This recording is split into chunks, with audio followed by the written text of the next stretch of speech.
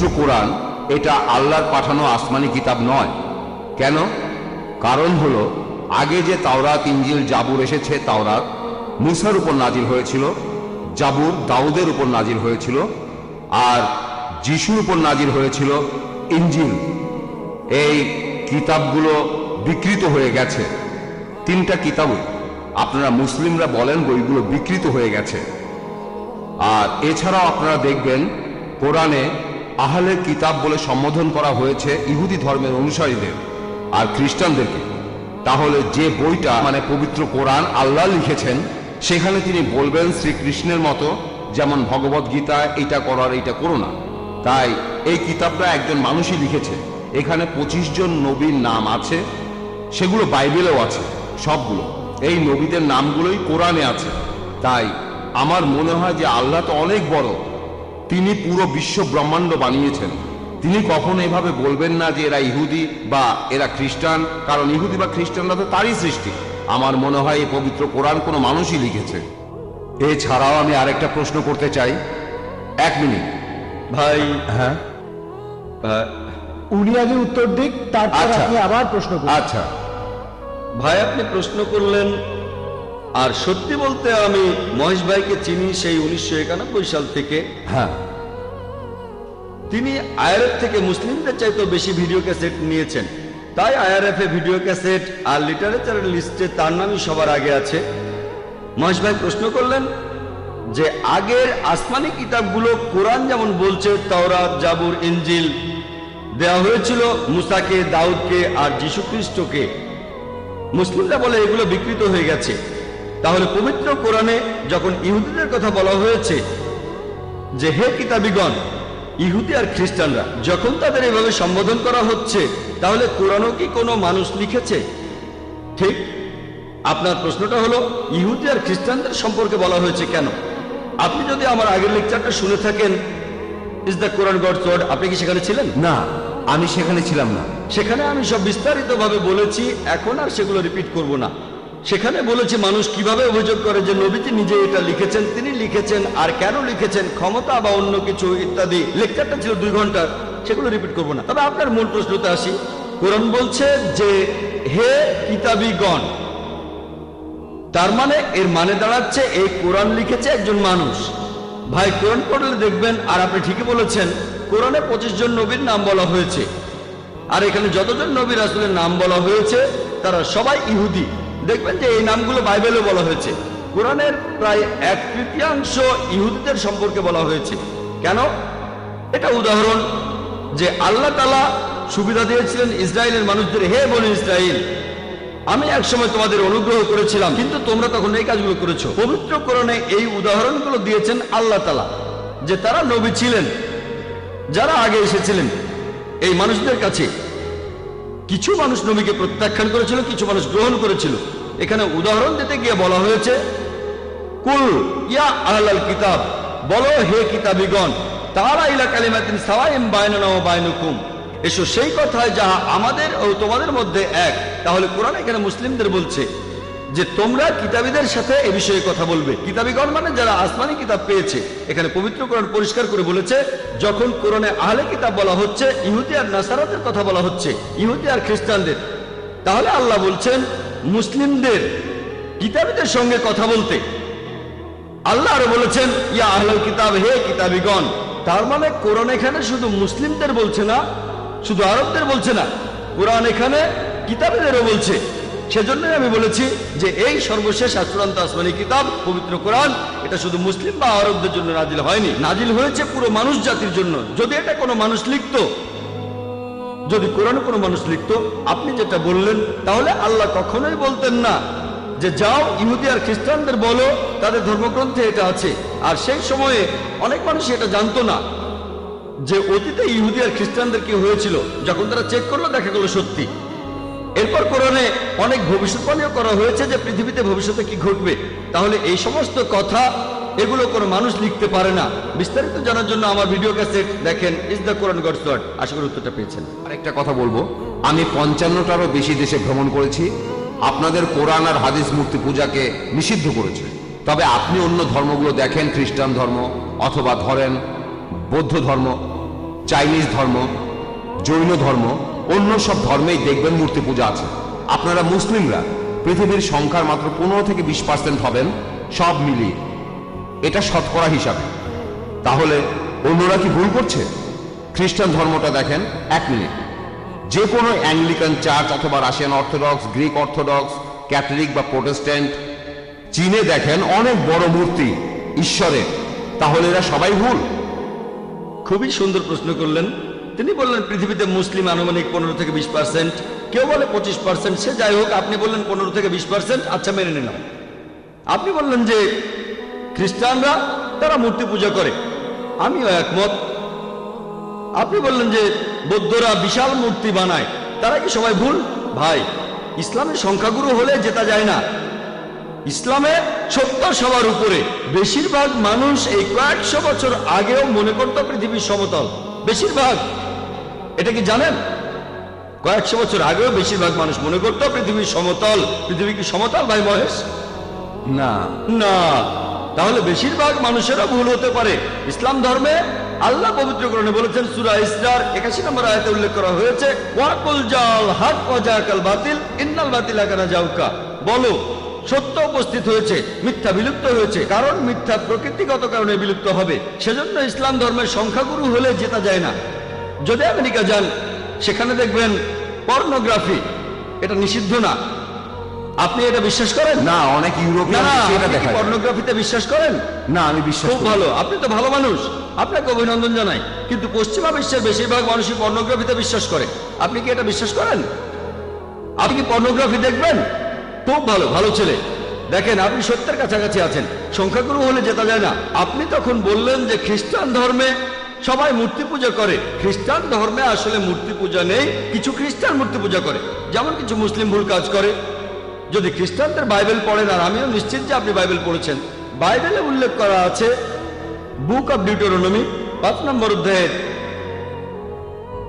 7 থেকে 9 নম্বর অনুচ্ছেদে বলা হয়েছে, তোমরা আমার কোনো প্রতিমূর্তি তৈরি করবে না। মহান স্রষ্টা তিনি বলেছেন, ওল্ড টেস্টামেন্টে আছে, তোমরা আমার কোনো প্রতিমূর্তি তৈরি করবে না, কোনো কিছুই না যেটার সাথে মিল আছে আকাশমণ্ডলের কিছু, পৃথিবীর কিছু, অথবা পৃথিবীর নিচের কিছু। তোমরা তাদের সেবা করবে না, তাদের কাছে নতজান্য হবে না, কারণ আমি তোমাদের ঈশ্বর এবং প্রভু খুবই প্রতিহিংসা পরায়ণ। এই কথা আবারও আছে বুক অব এক্সোডাস 20 নম্বর অধ্যায়ের 3 থেকে 5 অনুচ্ছেদে, যে তোমরা আমার কোনো প্রতিমূর্তি তৈরি করবে না, কোনো কিছুই না যার সাথে মিল আছে আকাশের কিছুর, পৃথিবীর কিছুর, অথবা পৃথিবীর নিচের কিছুর। তোমরা এদের সামনে নতজান্য হবে না, সেবা করবে না, কারণ আমি তোমাদের ঈশ্বর এবং প্রভু খুবই প্রতিহিংসা পরায়ণ। তাহলে ওল্ড টেস্টামেন্ট অনুযায়ী মূর্তি পূজা নিষিদ্ধ কাজ। আর যীশু খ্রিস্ট নিজেই বলেছেন, এটা আছে গসপেল অফ ম্যাথিউ 5 নম্বর অধ্যায়ের 17 থেকে 20 অনুচ্ছেদে, মনে করো না আমি নবীদের আইন বাতিল করতে এসেছি, এগুলোকে বাতিল করতে আসিনি, পূরণ করতে এসেছি। তোমাদের মধ্যে যদি কেউ কোনো একটা আইন ভাঙে আর অন্য কেউ ভাঙতে বলে, সেটা হলে স্বর্গের রাজ্যে প্রবেশ করতে পারবে না। আর যে এই আইনগুলো মেনে চলবে, সে স্বর্গের রাজ্যে প্রবেশ করতে পারবে। যদি তাদের ন্যায়নিষ্ঠতা গ্রন্থে বলা ন্যায়নিষ্ঠার চাইতে বেশি না হয়, তাহলে তারা স্বর্গের রাজ্যে প্রবেশ করতে পারবে না। তাহলে যীশু খ্রিস্টের কথা অনুযায়ী আপনি যদি স্বর্গের রাজ্যে প্রবেশ করতে চান, আপনাকে তাহলে ওল্ড টেস্টামেন্টের সবগুলো আইন মানতে হবে, মুসা নবীর আইন মানতে হবে। স্রষ্টার কোনো প্রতিমা বানাবেন না। তারপরও মানুষ বানায়, কেন? সব খ্রিস্টানরা কিন্তু বানায় না, প্রোটেস্ট্যান্টরা বানায় না। খ্রিস্টান ধর্ম সম্পর্কে আপনার জ্ঞান বেশ কম, আপনি এখনো ছাত্র। ক্যাথলিকরা এটা করে, তারা মূর্তি বানায়। এজন্যই প্রোটেস্ট্যান্টরা প্রোটেস্ট করেছিল যে আপনাদের কাজটা ভুল। তাহলে বাইবেলের কথা অনুযায়ী সৃষ্টিকর্তার কোনো প্রতিমা বানাতে পারবেন না। আপনার কথা মানি। বেশিরভাগ হিন্দুই মূর্তি পূজা করে। আমি আগে বলেছিলাম, নাতাস্তি প্রতিমা আস্তি, মহান সৃষ্টিকর্তার কোনো প্রতিমা নেই, কোনো ছবি নেই, কোনো ভাস্কর্য নেই, তার কোনো মূর্তি নেই। আপনি কি মূর্তি পূজা করেন? হ্যাঁ, আমি করি। আচ্ছা, তাহলে তো বেদ মানছেন না। আমি আসলে সবগুলো ধর্মই মানি, সব ধর্মই এক, কারণ মহান ঈশ্বর সবগুলো ধর্ম সম্পর্কেই জানেন। ভাই, আপনি যদি সবগুলো ধর্মই বিশ্বাস করেন, তার মানে আপনি অন্য ধর্ম পালন করছেন কিনা জানি না, তবে হিন্দু ধর্ম পালন করছেন না। আপনি হিন্দু ধর্ম পালন করছেন না। আমি আপনাকে বলি, ঈশ্বর তো ঘুমাচ্ছেন না, তিনি সবই জানেন। তিনি তো সবকিছু সৃষ্টি করেছেন, সবকিছু। তাই তিনি সবগুলো ধর্ম সম্পর্কেই জানেন, যেমন ইসলাম। ভাই, আপনি একবারে একটা প্রশ্ন করেন, লম্বা লাইন দেখা যাচ্ছে, এই প্রশ্নটার উত্তর দিচ্ছি, এরপরে লাইনের পেছনে গিয়ে দাঁড়াবেন, তারপর সময় আসলে প্রশ্ন করবেন, ঠিক আছে? প্রশ্ন করেছেন যে ঈশ্বর কি ঘুমাচ্ছেন? আল্লাহ এই কথার উত্তর দিয়েছেন পবিত্র কোরআনে সূরা বাকারার 255 নম্বর আয়াতে উল্লেখ করা হয়েছে। আল্লাহ বলেছেন, আল্লাহু লা ইলাহা ইল্লা হুয়াল হাইয়ুল কাইয়ুম লা তাখুযুহু সিনাতুন ওয়ালা নাওম, যে আল্লাহ অবিনশ্বর, চিরস্থায়ী, তিনি কারো মুখাপেক্ষী নন, তার নিদ্রার প্রয়োজন হয় না, তন্দ্রা তাকে স্পর্শ করে না, বিশ্রামের প্রয়োজন হয় না। আমাদের ঘুমানোর প্রয়োজন হয়, আমাদের বিশ্রাম নেওয়ার প্রয়োজন হয়, আল্লাহ তাআলার ঘুমানোর প্রয়োজন হয় না। আল্লাহ তাআলা পবিত্র কোরআনে বলেছেন, তিনি যদি চাইতেন তাহলে পৃথিবীর প্রত্যেকটা মানুষকে বানাতে পারতেন মুসলিম হিসেবে, মুসলিম বানাতে পারতেন। আল্লাহর পক্ষে খুবই সোজা, শুধু কুন ফায়াকুন। তবে এই জীবনটা পরকালের জন্য পরীক্ষা। আল্লাহ আপনাকে পরীক্ষা করছেন, আমাকেও পরীক্ষা করছেন। আল্লাহ যদি চান আপনি আর কখনো মূর্তি পূজা করবেন না, তাহলে তো পরীক্ষাটা থাকলো না। পরীক্ষাটা হচ্ছে আল্লাহ আপনাকে কিছু আইন দিয়েছেন, এখন আপনি সেগুলো মানবেন কি মানবেন না। আপনি নাকি সবগুলো ধর্মই মানেন, কিন্তু আপনি তো হিন্দু ধর্ম মানছেন না, আপনি তো ইসলাম মানছেন না, আপনি তো খ্রিস্টান ধর্ম মানছেন না, শিখ ধর্ম মানছেন না, বৌদ্ধ ধর্ম মানছেন না। আমাকে এমন কোন কথা দেখান যেখানে ধর্মপট বলছে, বৌদ্ধ যে কোনো গ্রন্থ বলছে যে বুদ্ধ তার মূর্তি বানাতে বলেছেন। তিনি কখনোই বলেননি। বুদ্ধ কোথায় বলেছেন? আগামীকাল ধরেন কোন মুসলিম যে নবীজি মুহাম্মদ সাল্লাল্লাহু আলাইহি সাল্লামের মূর্তি বানালো, সে যদি মূর্তি বানিয়ে তার পূজা করে, আমি বলবো সেটা ভুল। নবীজি কখনোই তার মূর্তি বানাতে বলেননি। এখন কিছু মানুষ যদি কোনো ভুল কাজ করে থাকে, হোক তারা সংখ্যালঘু বা সংখ্যাগুরু, সেটা তখন সত্যি হয়ে যায় না। গৌতম বুদ্ধ কখনোই তার মূর্তি বানাতে বলেননি। এখন কেউ এই মূর্তিগুলোর বিরুদ্ধে গেলে সে আসলে বৌদ্ধদের ধর্ম পালনে সাহায্য করছে। শুধু বুদ্ধের একটা বিশাল মূর্তি বানিয়েছে বলেই তারা বুদ্ধকে মানে, এমনটা কিন্তু ঠিক না। সেজন্য আমি বলেছি, যদি কোনো ধর্মকে বুঝতে চান, অনুসারীদের দেখবেন না, ভাই মহেশ আমাকে দেখবেন না, ধর্মগ্রন্থগুলোকে দেখেন, পবিত্র কোরআন দেখেন, পবিত্র কোরআন পড়েন, আপনাদের বেদ পড়েন, যেগুলো কমন সেগুলো মেনে চলেন, আর যেগুলো কমন না সেগুলো পরে দেখবেন। আপনি নাকি সব ধর্মই পালন করেন, আপনি তো হিন্দু ধর্ম মানছেন না, খ্রিস্টান ধর্ম মানছেন না, ইসলাম ধর্ম মানছেন না, সবগুলো তো পরের কথা। আমি বলছি অন্তত পক্ষে কমন জিনিসগুলো আপনি মেনে চলেন, যেগুলো কমন না সেটা নিয়ে পরে কথা বলবো। আপনি তো কমন জিনিসগুলো মেনে চলছেন না, সবগুলো মানা তো পরের কথা। যেদিন আপনি মূর্তি পূজা বন্ধ করবেন, সেদিন আমি কথা বলতে পারবো যে আপনি সবগুলো ধর্মের সবচেয়ে প্রধান কথাটা মানছেন। যেদিন আপনি মুহাম্মদ সাল্লাল্লাহু আলাইহি সাল্লামকে সর্বশেষ চূড়ান্ত নবী হিসেবে মানবেন, সেদিন বলতে পারবো আপনি বেশিরভাগ প্রধান ধর্মের সবচেয়ে প্রধান দুটো কথা মানছেন। আশা করি উত্তরটা পেয়েছেন। স্যার, আমি ডক্টর পূজা, পেশায় ফিজিওথেরাপিস্ট। স্যার, আপনি আপনার লেকচারে এই কথাগুলো বলেছিলেন, আমি সেগুলো আরেকবার বলছি। আপনি বলেছেন যে সব মুসলিম যদি চরমপন্থী হয় তাহলে মানুষের সমস্যাগুলোর সমাধান হবে। আমি ছোট একটা কারেকশন করেছি, আপনার চাইতে আমি অনেক ছোট, সেজন্য ক্ষমা চাইছি। তবে আমার কাছে মনে হয় যে আপনি যদি এভাবে বলতেন তাহলে কথাটা আরো গ্রহণযোগ্য হতো। যদি সব মানুষ চরমপন্থী হয় তাহলে মানুষের সমস্যাগুলোর সমাধান হবে। হতে পারে সেই মানুষ মুসলিম বা হিন্দু বা খ্রিস্টান বা অন্য ধর্মের। ডক্টর পূজা খুব সুন্দর প্রশ্ন করেছেন। আমি ভুল বলে থাকলে সেটা স্বীকার করতে কোনো আপত্তি নেই। এই প্রশ্নোত্তর পর্বটা সেজন্যই, যদি বলি 2 + 2 = 5, আপনি শুধরে দিতে পারেন যে 5 না 4।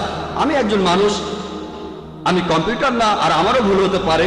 সেজন্য প্রশ্নোত্তর পর্বের ব্যবস্থা করা হয়েছে। কিন্তু আপনার মন্তব্যটা সম্পর্কে বলি, আমি বলেছি সবাই যদি চরমপন্থী মুসলিম হয় সব সমস্যার সমাধান হবে। আপনি সেটা শুধরে দিয়ে বললেন যে আমি যদি এখানে বলতাম যে সব মানুষ যদি চরমপন্থী হয় সব সমস্যার সমাধান হবে, চরমপন্থী হবে কোন ক্ষেত্রে? যেভাবে আপনি বলেছেন, যেভাবে আপনি যেমনটা বলেছেন, চরম পরোপকারী, চরম দয়ালু। আমার লেকচারটা শুনে থাকেন, আমি বলেছি যে চরমপন্থী মুসলিম সেই হতে পারে যে চরম দয়ালু, চরম ক্ষমাশীল, চরম পরোপকারী, চরমভাবে সৎ, চরম ন্যায়বান। একজন ডাকাতও তো চরমপন্থী হতে পারে, যে ডাকাতি করে, ধর্ষকও চরমপন্থী হতে পারে। যদি বলি সবাই চরমপন্থী হলে সমাধান, তাহলে সেই ধর্ষক খুশি হবে, সে তো একজন চরমপন্থী ধর্ষক, তাই না? অথবা একজন চরমপন্থী সন্ত্রাসী, এটা অন্য অর্থে। অপরাধীদের সন্ত্রস্ত করার কথা এখানে বলছি না, নিরীহ মানুষকে সন্ত্রস্ত করার কথা বলছি। কারণ সাধারণত সন্ত্রাসী বলতে বোঝানো হয় যারা নিরীহ মানুষকে সন্ত্রস্ত করে। এদিক থেকে কোনো মুসলিমেরই সন্ত্রাসী হওয়া উচিত না। বোন, আমি যদি পুরো ব্যাপারটা অনুবাদ করি তাহলে আপনি ভালোভাবে বুঝতে পারবেন। আমি যেটা বলেছিলাম, প্রত্যেক মানুষ যদি চরমপন্থী মুসলিম হয়, অর্থাৎ যদি প্রত্যেক মানুষ একেবারে চরমভাবে শান্তিকামী হয়, আল্লাহর কাছে আত্মসমর্পণ করে, তাহলে মানুষের সব সমস্যার সমাধান হবে। যেহেতু আরবি শব্দটা ব্যবহার করেছি, এটা আবার অনেকে হজম করতে পারে না। আপনার কথা বলছি না বোন, আমি মিডিয়ার কথা বলছি, ইসলাম অথবা মুসলিম এই কথাগুলো তারা হজম করতে পারে না, তাই আমি কথাগুলো অন্যভাবে বলছি যাতে করে অমুসলিমরাও এটা বুঝতে পারে। যদি প্রত্যেক মানুষ একেবারে চরমভাবে শান্তিকামী হয়, আল্লাহর কাছে নিজের ইচ্ছাকে সমর্পণ করে, মানুষের সব সমস্যার সমাধান হবে। হোক সেই মানুষ মুসলিম, হিন্দু বা খ্রিস্টান। এরপরে যদি বলেন হোক সে হিন্দু, মুসলিম, খ্রিস্টান, ধর্ষক, ডাকাত, তাহলে কোনো কাজ হবে না বোন। কারণ মুসলিম মানে যে আল্লাহর কাছে আত্মসমর্পণ করে তাকে মুসলিম হতেই হবে। হিন্দু কেউ আল্লাহর কাছে আত্মসমর্পণ করলে খুব সেটা ভালো। কি হিন্দু হবে না? না না না এটা বলা কেমন? বোন, আমাকে বলতে দেন, পরের প্রশ্ন পরে করেন, তখন উত্তর দেব। ঠিক আছে। আপনি ঠিকই বলেছেন। হিন্দু শব্দটার মানে কি জানেন আপনি? হিন্দু হলো একটা ভৌগোলিক অবস্থান। হিন্দু মানে সেই মানুষগুলো যারা থাকে ইন্ডিয়ায়। এভাবে বললে আমিও একজন হিন্দু বোন, আমিও একজন হিন্দু মুসলিম ভৌগোলিক অবস্থানের দিক থেকে। তবে এই হিন্দু শব্দটা প্রথম ব্যবহার করেছে আরবরা যখন তারা ইন্ডিয়া এসেছিল। যখন সৌদি আরবে গিয়েছিলাম তারা বলে হিন্দিয়া, হিন্দিয়া, হিন্দু।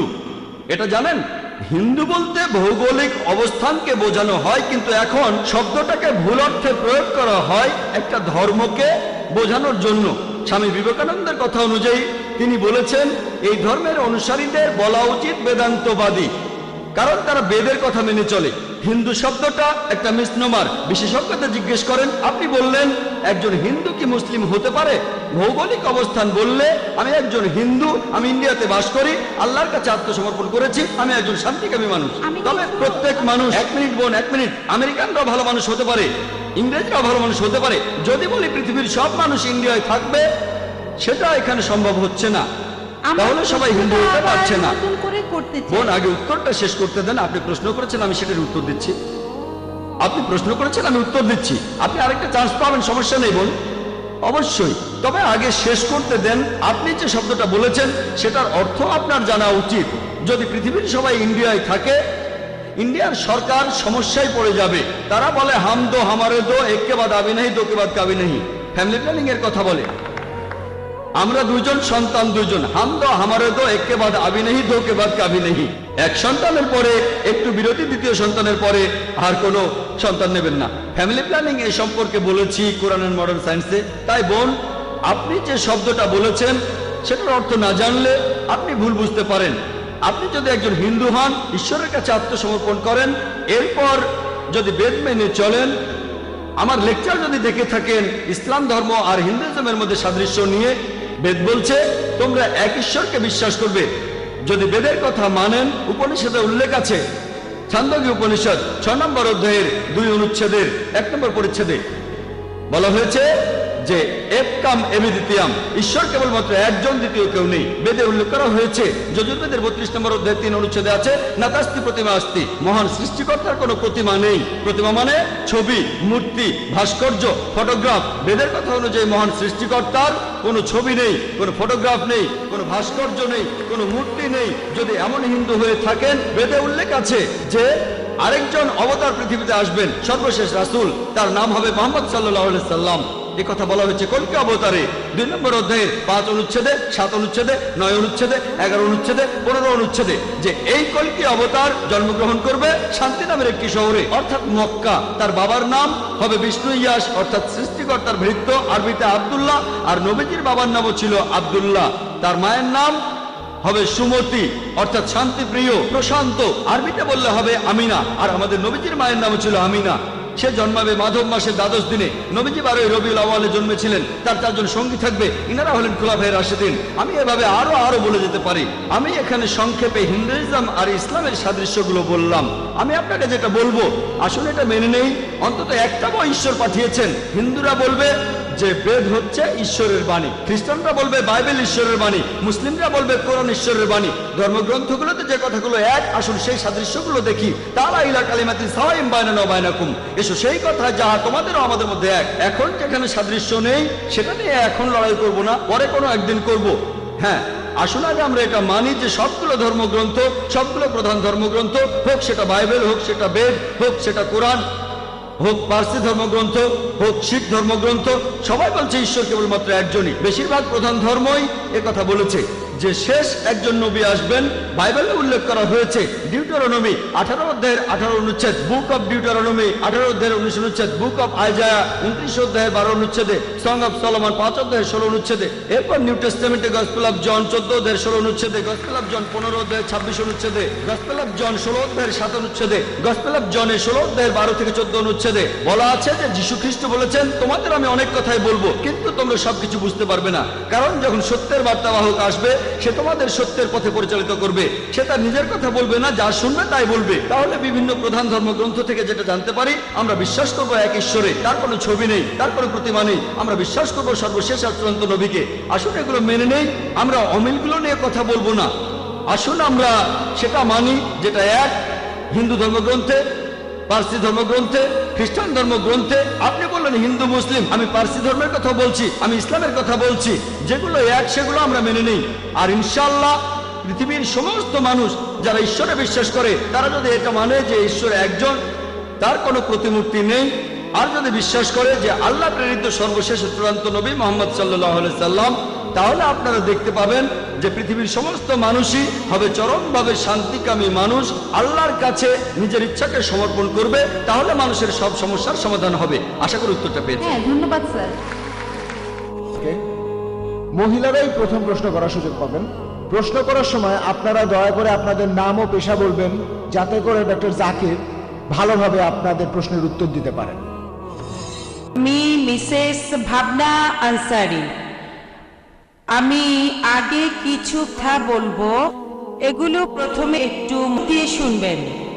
আমার জন্ম হয়েছে একটি জৈন পরিবারে, বড় হয়েছি হিন্দু পরিবেশে, পড়াশোনা করেছি খ্রিস্টান প্রতিষ্ঠানে, আর বিয়ে করেছি একজন মুসলিমকে। আমি ইন্ডিয়ার বিবাহ আইন অনুযায়ী বিয়ে করেছিলাম, আর আমি ইসলাম ধর্ম গ্রহণ করার জন্য প্রস্তুত আছি। গভীর আগ্রহে অপেক্ষা করছি ইসলামকে যেন আমার হৃদয়ে ধারণ করতে পারি। আজ এখানে আপনার লেকচারে শুনলাম আপনি যা কিছু বললেন ইসলাম ধর্ম সম্পর্কে, যা বললেন সেজন্য আপনাকে অনেক ধন্যবাদ। আমি অনেক কিছু জেনেছি, অনেকটা পুনর্জন্ম বা রিবর্ন।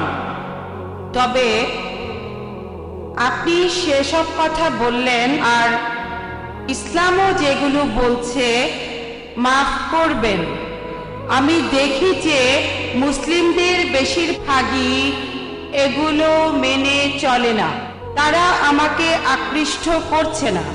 আপনি কি কোনো সমাধান দিতে পারবেন? কারণ আপনি যখন ইসলামের মৌলবাদ নিয়ে বললেন সেটা পজিটিভ, যখন অসহিষ্ণুতা নিয়ে বললেন সেটাও পজিটিভ, কিন্তু বাস্তবে এমনটা দেখি না। এ ব্যাপারে কি কিছু বলবেন? বোন খুব সুন্দর প্রশ্ন করেছেন। আর প্রথমে আমি আপনাকে অভিনন্দন জানাই, আপনাকে স্বাগত জানাই। আপনি বললেন রিবর্ন। ইসলাম ধর্মের সঠিক শব্দটা হলো রিবার্থ। আমাদের নবীজি মুহাম্মদ সাল্লাল্লাহু আলাইহি সাল্লাম বলেছেন, প্রত্যেক শিশু দিনুল ফিতর নিয়ে জন্মায়। সে জন্মায় মুসলিম হয়ে। মুসলিম মানে যে নিজের ইচ্ছাকে আল্লাহর কাছে সমর্পণ করে। প্রত্যেক শিশুই যখন সে জন্মগ্রহণ করে সে আল্লাহর কাছে নিজেকে সমর্পণ করে। এরপরে নবীজি বলেছেন তাকে প্রভাবিত করে বাবা মা, গুরুজনেরা, তার শিক্ষকেরা, তারপর সে হয়ে যায় অগ্নি উপাসক, ভুল পথে চলে যায়। তাই কেউ একজন যদি ফিরে আসে তার পুরনো ধর্ম বিশ্বাসে দিনুল ফিতরে, এখন সঠিক শব্দটা কনভার্ট না বা বিবর্ণ না, এটা হবে রিভার্ট। তাই আপনাকে এই শান্তির ধর্মে ফিরে আসার জন্য অভিনন্দন, যাতে আল্লাহর কাছে নিজেকে সমর্পণ করতে পারেন। এবারে প্রশ্নটা নিয়ে বলি। আমার লেকচার শুনেছেন, তার কিছু পয়েন্টে আপনি একমত, আপনি ইসলাম সম্পর্কে পড়েছেন। তবে এখানে আপনার আপত্তিটা হলো যে মুসলিম বা আপনার মতে বেশিরভাগ মুসলিম তারা ইসলামের শিক্ষা মেনে চলছে না। এখানে সমাধানটা কি? বোন, আমি আপনার সাথে একমত। এ ব্যাপারে আমি একমত যে অনেকেই এগুলো মানে না। তবে পরিসংখ্যান বলছে যে ধর্মের অনুসারীর সংখ্যা সবচেয়ে বেশি জনসংখ্যার দিক থেকে, আপনারা মাথা গোনেন, ধর্মের অনুসারীদের সংখ্যার দিক থেকে প্রথম অবস্থানে আছে খ্রিস্টান ধর্ম, প্রায় 200 কোটি মানুষ। ইসলাম 130 কোটি থেকে 40 কোটির মতো। তবে যদি দেখেন কতজন তাদের ধর্মটা পালন করে, বেশিরভাগ হচ্ছে ইসলাম 1 নম্বর, সবচেয়ে বেশি। তবে আমি আপনাদের সাথে একমত যে জনসংখ্যার দিক থেকে, কারণ প্রায় 130 কোটি মুসলিম, এখানে যদি পার্সেন্টেজ করেন সেটাও হবে কয়েক লক্ষ। এই মুসলিমরা তাদের ধর্ম পালন করে না। সেজন্য বোন, ইসলামকে বুঝতে চাইলে মুসলিমদের দেখবেন না প্লিজ। আমি সবসময় বলি, কোন ধর্মকে বুঝতে চাইলে তার অনুসারীদের দেখলে হবে না, দেখতে হবে ধর্মগ্রন্থগুলো। প্লিজ আমাকে দেখবেন না, আপনার আশেপাশের মুসলিমদের দেখবেন না। আপনাদের একটা গাড়ি আর ড্রাইভারের উদাহরণ দিয়েছিলাম আমি। একটা গাড়ি কত ভালো সেটা জানার জন্য এমন একজন লোককে গাড়িতে বসালেন যে গাড়ি চালাতে জানে না, তারপর সে গাড়িটা নিয়ে অ্যাক্সিডেন্ট করলো। দোষ দেবেন কাকে? গাড়িকে না ড্রাইভারকে? ড্রাইভারকে দোষ দেবেন। তাই প্লিজ মুসলিমদের কাজ দেখে ইসলামকে বিচার করবেন না। সেজন্য এই লেকচারটা হচ্ছে সবার জন্য, মুসলিম অমুসলিম সবার জন্য।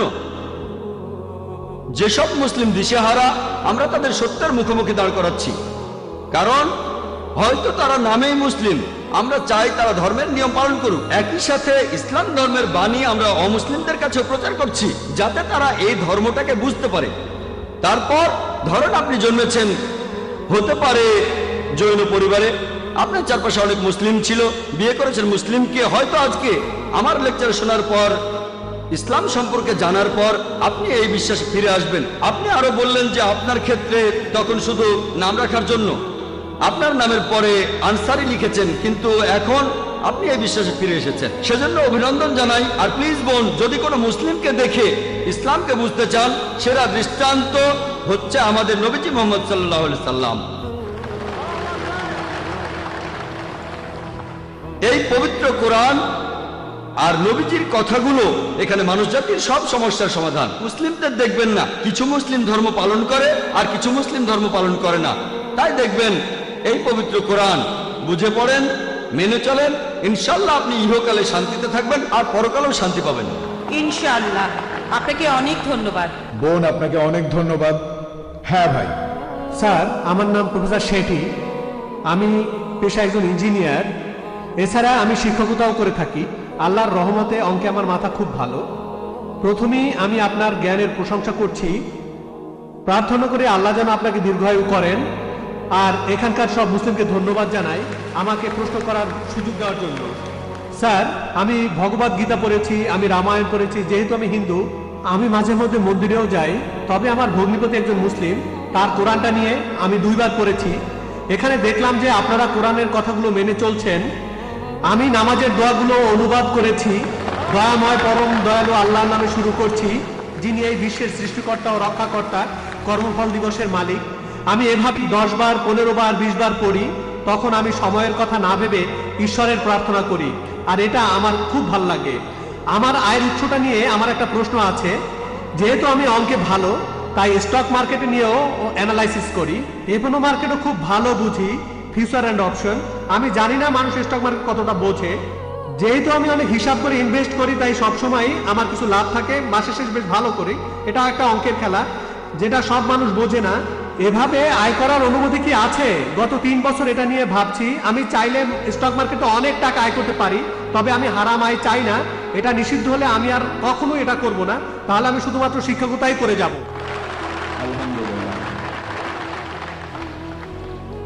ভাই, খুব সুন্দর প্রশ্ন করেছেন।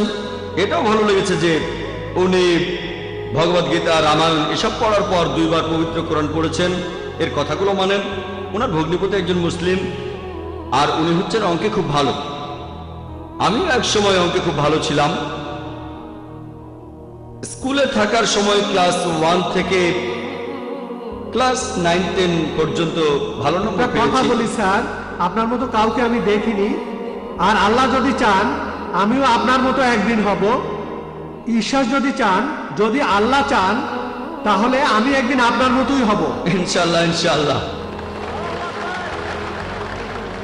প্রথমে প্রশ্নের উত্তর দেই, ইনশাআল্লাহ তারপরে এই সম্পর্কে কথা বলবো। আমাকে প্রশ্ন করলেন যে আপনি স্টক মার্কেটে ব্যবসা করেন, সেখানে বিভিন্ন হিসাব নিকাশ করা হয়, আর আপনি এই গাণিতিক বিশ্লেষণে এতটাই ভালো যে প্রতি মাসে আপনার কিছু লাভ থাকে। আপনার প্রশ্ন এটা কি হালাল না হারাম? স্টক মার্কেটের কথা যদি বলতে হয়, স্টক মার্কেট এটা হারাম না, হারাম না।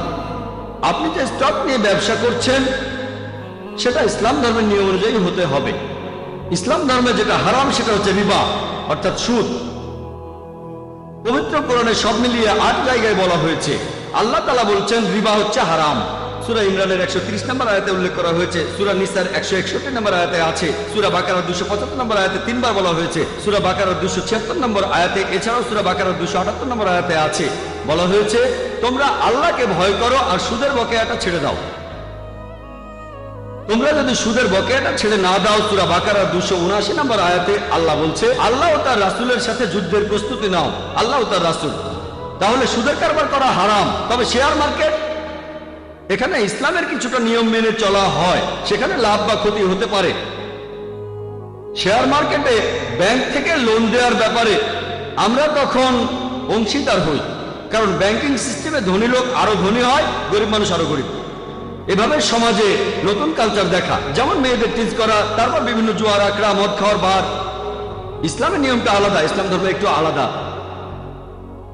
তাহলে ইসলাম আমাদের লাভ করতে উৎসাহিত করে। স্টক মার্কেটে আপনি কি করেন? শেয়ার কেনেন। এভাবে আপনি সেই কোম্পানির সদস্য হয়ে গেলেন, হোক 1%, 10%, 0.1%, 0.01%। তাহলে ব্যবসায় লাভ বা ক্ষতি ইসলামে এটার অনুমতি আছে। তাই আপনি যদি শেয়ারের ব্যবসা করেন আর সেই ব্যবসা যদি ইসলামিক শরিয়ার নিয়মগুলো মেনে করেন, যদি আপনি এমন কোন কোম্পানির শেয়ার না কেনেন যারা অ্যালকোহল বিক্রি করে, যারা সুদের কারবার করে, ফাইন্যান্সিয়াল কোম্পানি হতে পারে, ব্যাংক অথবা কোনো ফাইন্যান্সিয়াল লিজিং কোম্পানি, যেসব কোম্পানি অশ্লীল ছবি বানায় বা পর্নোগ্রাফি, সমাজের জন্য এসব ক্ষতিকর জিনিস। কোন কোম্পানি যদি এসবে ইনভেস্ট করে, আপনি তেমন কোনো জায়গায় যাবেন না। অ্যালকোহলিজম বা ড্রাগস বা ফার্মাসিউটিক্যালস কোম্পানিগুলো ঠিক আছে, ড্রাগস মানে কোকেন, ব্রাউন সুগার অথবা নেকেড সিনেমা বানায় তেমন ফিল্ম কোম্পানি, আপনি যদি এমন কোনো কোম্পানি শেয়ার কেনেন এটা হারাম। দ্বিতীয়ত, আপনি যদি অনুমান করে থাকেন যে এটা জুয়া খেলা, আপনি তো স্টক মার্কেটে আছেন, লোকে শেয়ার কেনে 2 সপ্তাহ পরে সেগুলো আবার বেচে দেয়, হয়তো আগে থেকে জানে অথবা অন্য কোনো কারণে। আর ইসলামে জুয়া খেলা হচ্ছে হারাম। তাহলে আপনি যদি স্টক মার্কেটে ইনভেস্ট করতে চান কোনো সমস্যা নেই, সেখানে ব্যবসা করেন, এভাবে স্টক মার্কেটে আপনি ব্যবসা করতে পারেন। আর স্যার আপনি আমার প্রশ্ন থেকে দূরে সরে গেছেন। ফিউচার আর অপশন নিয়ে বলছিলাম, এটা কি ঠিক? আমি বলছি আপনি 10 টাকা দিয়ে 100 টাকার শেয়ার কিনলেন, তারপর সেটা বছরের পর বছর রেখে দিলেন। বলছি, আমি সামগ্রিকভাবেই বলছি, একটা পয়েন্ট না। ধন্যবাদ, আপনাকে ডিস্টার্ব করার জন্য দুঃখিত। এবারে ফিউচার অপশন নিয়ে বলছি যে আপনি কিছু শেয়ার কিনে ভবিষ্যতের জন্য রেখে দিলেন, এরপরে সেই শেয়ার থেকে কিছুটা রেখে বেচে দিলেন। আমি জানি আপনি বেচতে পারেন, কিছু অংশ রাখতেও পারেন, তারপর আবার কিছু শেয়ার কিনতে পারেন, সেটাও বেচতে পারেন। আমি এটা জানি, আমি হয়তো আপনার মতো এক্সপার্ট না, তবে এ নিয়ে বলতে পারবো। ভবিষ্যতের কথা যদি বলেন, এটার অনুমতি নেই, এটা হারাম। মার্জিন ট্রেডিং, যেটা দেখবেন রিয়েল এস্টেট ব্যবসায়, আপনি 10%-এ কিনলেন, সেটার দাম বেড়ে গেল, কারণ কোনো ফ্ল্যাট কিনতে গেলে টাকা দেবেন কিস্তিতে, কিস্তির মেয়াদ 2 বছর, এখন 10% দিলেন, পরে 20%, তারপর দাম বাড়লো, আপনি বেচে দিলেন, ঠিক আছে। শেয়ারের ক্ষেত্রে এমনটা হয় না, স্টকের ক্ষেত্রে এমনটা হয় না। এক্ষেত্রে জিনিসটা আপনার হাতে নেই, আপনি আংশিক টাকা দিয়েছেন, তারপর অন্য কেউ আপনার পেছনে আসলো, এটা যদি পড়ে যায়, তাই হেজ ফান্ড থাকে, হেজিং জানেন, হেজ ফান্ড থাকে। ইসলামে এইসব জিনিসের অনুমতি নেই। তবে পিওর স্টক যদি সেটাই আপনার ব্যবসা হয়ে থাকে, সেটা ইসলামিক হলে অনুমতি আছে। এরপর আপনি আরো বলেছেন শেয়ারের ব্যবসা করে আপনি অনেক টাকা জমিয়েছেন, এটার অনুমতি না থাকলে আপনি বাদ দেবেন। এভাবে যে টাকা জমিয়েছেন এটা যদি অনুমোদিত না হয় আপনি বাদ দেবেন। এখানে আসল কথা হলো আমরা শান্তি চাই ইহকালে আর আখিরাতে। পরকালের যে শান্তি সেটা দীর্ঘস্থায়ী শান্তি। তাহলে যদি হালাল উপার্জন করেন, ইনশাল্লাহ আপনি ইহকালেও ভালো থাকতে পারবেন, পরকালেও থাকবেন। আমি আল্লাহর কাছে দোয়া করছি যেন শান্তি ও সাফল্য পান এই পৃথিবীতে, এছাড়া পরকালেও শান্তি পান। আশা করি উত্তরটা পেয়েছেন। ধন্যবাদ। হ্যাঁ ভাই, আমার নাম অভিষেক। আমি 14 বছর বয়সে বাসায় ঝগড়াঝাটি করে পালিয়ে গিয়েছিলাম। সৌদি আরবের এক লোক আমাকে তখন কেরালায় নিয়ে যায়। তার কাছে ইসলাম সম্পর্কে জেনেছি। 2 বছর আগে আমি ইসলাম ধর্ম গ্রহণ করেছি। আমি এখন সব দর্শক শ্রোতার সামনে সাক্ষ্য দিচ্ছি, আশহাদু আন লা ইলাহা ইল্লাল্লাহ আশহাদু আন্না মুহাম্মাদান আবদুহু ওয়া রাসূলুহু।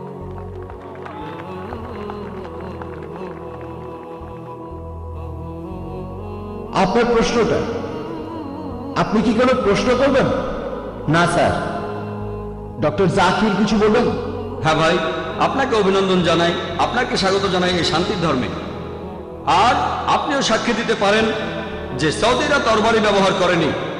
আপনাকে কি জোরজবস্তি করা হয়েছিল? না। জোরজবস্তি না। বা বন্ধু? না, আমি স্বেচ্ছায় মাশাআল্লাহ। মুসলিম হয়েছি। মাশাআল্লাহ, উনি স্বেচ্ছায় মুসলিম হয়েছেন। আপনাকে কোরআনের একটা অনুবাদ দিতে চাই, আপনি কি স্টেজে আসবেন? আমি এখানে প্রথম লেকচার দিয়েছিলাম 8 দিন আগে। সেদিন এক বোন ইসলাম গ্রহণ করেছিলেন, আমি তার চেহারাটা দেখতে পাইনি। আমি শুধু বাম দিকের মাইকের প্রশ্নকারী চেহারাটা দেখতে পাই, বাম দিকের মাইক আর কাউকে দেখতে পাই না। প্রথম দিনের সেই মহিলাকেও আমি দেখিনি। আর শনিবারে IBS এ প্রশ্ন করলো গোয়েন্দারা যে সেই মহিলা কোথায়। বললাম আমি তো তাকে চিনি না। আপনারা হয়তো টিভিতে তাকে দেখেছেন, এখানে অনেক মানুষ আছেন, টেলিভিশনে দেখলে হয়তো সেই মহিলাকে আপনারা দেখতে পারেন। আপনি এখানে সাক্ষ্য দিতে পারেন যে আপনাকে জবরদস্তি করা হয়নি। এখানে জবরদস্তি করা যায় না, মুসলিম বানানো যায় না। স্বেচ্ছায় করলে হতে পারে। আমাদের এই দেশ, আমাদের এই ইন্ডিয়া, পৃথিবীতে এমন দেশ খুব কমই আছে যে দেশের সংবিধানে লেখা আছে যে ইন্ডিয়ার প্রত্যেক নাগরিকেরই তার ধর্ম প্রচার ও পালন করার ন্যায্য অধিকার আছে। এটা গণতান্ত্রিক দেশ, এজন্য আমি গর্বিত, কারণ এই দেশে মানুষ তার নিজের ধর্ম পালন ও প্রচারের অধিকার রাখে। জবরদস্তি করে কোনো ধর্ম গ্রহণে বাধ্য করা এটা নিষিদ্ধ। ইন্ডিয়ার সরকারের আইন অনুযায়ী এটা নিষিদ্ধ, আর ইসলাম অনুযায়ী এটা নিষিদ্ধ। জবরদস্তি করে কাউকে ইসলাম গ্রহণ করানো যাবে না। আপনি তাকে বোঝান, সে যদি বোঝে তাহলে খুব ভালো, আর রাজি না হলেও কোনো সমস্যা নেই। তবে কিয়ামতের দিন আমি আল্লাহর কাছে এই কথা বলতে পারবো যে আমি আপনাদের মাঝে ধর্ম প্রচার করেছি। ইসলাম গ্রহণ করার জন্য আপনাকে ধন্যবাদ, অনেক ধন্যবাদ। ভাই অভিষেক এসেছেন, যিনি একটু আগেই প্রশ্ন করলেন, তিনি স্টেজের পেছনেই আছেন। তিনি ডক্টর জাকির নায়েকের কাছ থেকে আরেকটা কোরআন নেওয়ার সুযোগটা হারাতে চান না, তাই উনি স্টেজে আসছেন।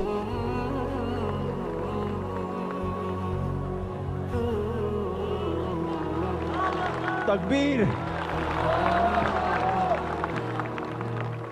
উনি স্টেজের পেছনে এসে ভলান্টিয়ারদের কাছে প্রথমে বলেছিলেন, আর শুনে আমরা বললাম আলহামদুলিল্লাহ, ঠিক আছে। ইন্ডিয়ান, তাহলে মুসলিম ভাই বোনদের উপদেশ দেবেন মহাত্মা গান্ধীর নীতিগুলো অনুসরণ করতে, যেমন অহিংস আন্দোলন, সত্যগ্রহ, অথবা মহাত্মা গান্ধীর অন্য যে কোনো নীতি? ভাই, আপনি প্রশ্ন করলেন যে আমি কি মুসলিম ভাই বোনদের মহাত্মা গান্ধীর নীতি অনুসরণ করতে বলবো, তারপর বললেন যে মহাত্মা গান্ধীর যে কোনো নীতি, যেমন অহিংসা নীতি আর সত্যগ্রহ। সরি, আমি পরিষ্কার করে বলি, মহাত্মা গান্ধীর যে কোনো নীতি। আপনার প্রশ্নটা বুঝতে পেরেছি। আপনি বললেন নীতিগুলো মানে সবগুলো নীতি, তারপরে বললেন যে কোনো নীতি। আমি দুটোরই উত্তর দিচ্ছি। মহাত্মা গান্ধীর যে নীতিগুলো আছে, যেগুলো কোরআনের সাথে মিলে যায়, আল্লাহর কথার সাথে মিলে, আমাদের নবীজির কথার সাথে মিলে যায়, আমার কোনো আপত্তি নেই। মুসলিমদের বলবো সেই নীতিগুলো পুরোপুরি মেনে চলেন। যেমন ধরেন সত্যগ্রহ আন্দোলন, মহাত্মা গান্ধীর অহিংসা আন্দোলন, একই কাজ নবীজিও করেছিলেন। এমন না যে তিনি মহাত্মা গান্ধীকে অনুসরণ করেছেন, মহাত্মা গান্ধী নবীজিকে অনুসরণ করেছেন, এই ব্যাপারে পরে বলছি। আমাদের নবীজির নবুয়ত লাভের পরবর্তী সময়টা যদি দেখেন, তখন আনুমানিক 13টা বছর তিনি মক্কায় ছিলেন। তিনি অনুসারীদের বললেন খুনোখুনি নয়। অনেক অমুসলিম ইসলাম গ্রহণ করেছিল যারা ছিল দুর্ধর্ষ যোদ্ধা। তিনি বললেন তোমাদের জিহাদ হলো সবর। সবর মানে ধৈর্য ধরা।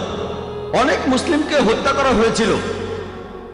মক্কার পৌত্তলিকরা দুর্বল মুসলিমদের টার্গেট করত, তাদের অত্যাচার করত, তাদের মেরে ফেলত। যাদের শক্তি ছিল তারা খেপে গেল। তারা বলল যে আমাদের ভাইকে খুন করেছে, আমরা এখন প্রতিশোধ নেব।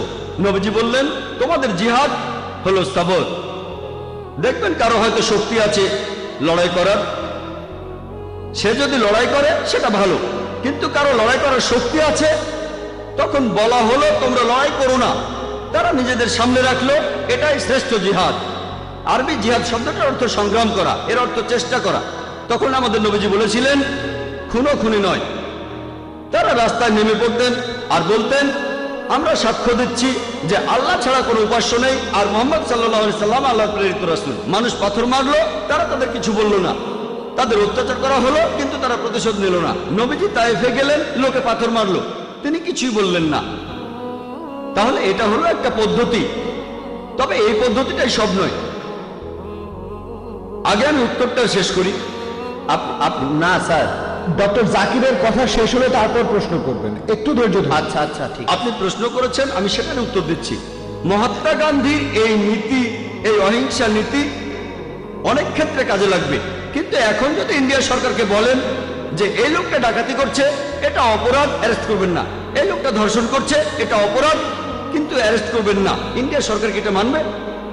সব দেশে দেখবেন যে পুলিশ বাহিনী আছে, এই পুলিশ সে দেশের শান্তি আর নিরাপত্তা নিশ্চিত করতে মাঝে মধ্যে তারা বল প্রয়োগ করে অপরাধীদের বিরুদ্ধে, যাতে শান্তি বজায় থাকে। আপনি ইন্ডিয়ার সরকার বা বোম্বের পুলিশ কমিশনারকে বলতে পারবেন না যে দেখেন মহাত্মা গান্ধী অহিংসার কথা বলেছেন, তাই যে ডাকাতি করছে তাকে করতে দিন, তাকে শুধু বলেন ডাকাতি করবেন না।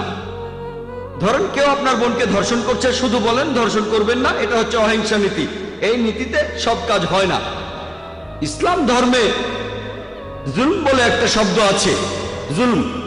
জুলম আরবিতে এই শব্দটার অর্থ হতে পারে উৎপীড়ন, আর যে এই উৎপীড়ন করে তাকে বলা হয় জালিম, একজন জালিম। আর কোন লোকটা বেশি জালিম? যে মানুষ এই উৎপীড়ন বন্ধ করতে পারে কিন্তু তারপরেও করে না। নবীজি মুহাম্মদ সাল্লাল্লাহু আলাইহি সাল্লাম বলেছেন, সহিহ মুসলিমে উল্লেখ আছে, যদি খারাপ কাজ হতে দেখো তোমার হাত দিয়ে তা থামাও, যদি হাত দিয়ে থামাতে না পারো তাহলে তোমার মুখ দিয়ে থামাও, যদি মুখ দিয়ে থামাতে না পারো তাহলে মনে মনে অভিশাপ দাও, আর মনে মনে অভিশাপ দিলে তুমি হবে সবচেয়ে নিচু স্তরের মুমিন, সবচেয়ে নিচু স্তরের মুসলিম। যদি আপনি দেখেন কেউ ধর্ষণ করছে, মহাত্মা গান্ধী বলেছেন ধর্ষণ করবেন না, তখন যদি আপনার তাকে থামানোর সামর্থ্য থাকে আপনার হাত দিয়ে তাকে থামান। সে হয়তো আপনার বোন না, হয়তো আপনার মা না। যদি দেখেন কেউ ধর্ষণ করছে, তাকে হাত দিয়ে থামাতে পারলে আপনার হাত দিয়ে থামান। যদি সেটা না পারেন, যদি দুর্বল হন, শরীরে শক্তি না থাকে, মুখে বলেন ভাই সাহেব ধর্ষণ করবেন না, বলাৎকার করবেন না, ভাই ধর্ষণ করবেন না, আপনার মুখ দিয়ে তাকে বলেন। যদি ভাবেন আমি মুখে বারণ করলে লোকটা আমাকে মেরে ফেলবে, অন্তত পক্ষে মনে মনে অভিশাপ দেন। তাহলে পরিস্থিতির উপর নির্ভর করে কাজের পদ্ধতিও বদলাবে। নবীজি যখন মদিনায় গেলেন, একসময় শান্তি বজায় ছিল, তারা হুদাইবিয়ার সন্ধি করলো। মক্কার মুশরিকরা মুসলিমদের সাথে তখন একটা চুক্তি করলো, মুশরিকরা চুক্তি ভঙ্গ করলো, তারপর যুদ্ধ বেঁধে গেল। আল্লাহ তাআলা তখন বললেন, যুদ্ধক্ষেত্রে কাফিরদের দেখলে ভয় পেও না, লড়ো, হত্যা করো, পরিস্থিতির উপর নির্ভর করবে। একজন বিখ্যাত ঐতিহাসিকের কথা অনুযায়ী মাইকেল এইচ হার্ট তার একটা বইতে তিনি পৃথিবীর ইতিহাসে 100 জন প্রভাবশালী মানুষের কথা বলেছেন। 1 নম্বরে তিনি বলেছেন মুহাম্মদ সাল্লাল্লাহু আলাইহি সাল্লামের কথা। শুধুমাত্র এই জন্যই কথাটা বলছি না, তিনি এখানে আরো বলেছেন মহাত্মা গান্ধী সম্পর্কে। মাইকেল এইচ হার্ট খুব বিখ্যাত ঐতিহাসিক, ইতিহাসের 100 জন প্রভাবশালী মানুষের কথা বলার পরে তিনি সেখানে বেশ কিছু কথা বলেছেন। এখানে তিনি তখন মহাত্মা গান্ধী সম্পর্কে বলেছেন। তিনি লিখেছেন যে মহাত্মা গান্ধীর এই সত্যাগ্রহ আন্দোলন, যেটা ছিল তখনকার গুরুত্বপূর্ণ আন্দোলন, এটার জন্যই নাকি ব্রিটিশরা তখন ফিরে গিয়েছে। কিন্তু তিনি বলেছেন যদি এই আন্দোলনটা না হতো তারপরও ইন্ডিয়া ঠিকই স্বাধীন হয়ে যেত। এটা বলেছেন বিখ্যাত ঐতিহাসিক মাইকেল এইচ হার্ট। তাহলে যেটা বুঝতে পারি, পরিস্থিতির উপর নির্ভর করে কাজের পদ্ধতিটা ঠিক করতে হবে। সব সময় অহিংসা নীতি চলবে না। মাঝে মধ্যে দেশে শান্তি বজায় রাখার জন্য আমাদের বল প্রয়োগ করতে হয়। যেমন দেখেন প্রত্যেক দেশে পুলিশ বাহিনী থাকে, আইন প্রয়োগ করে।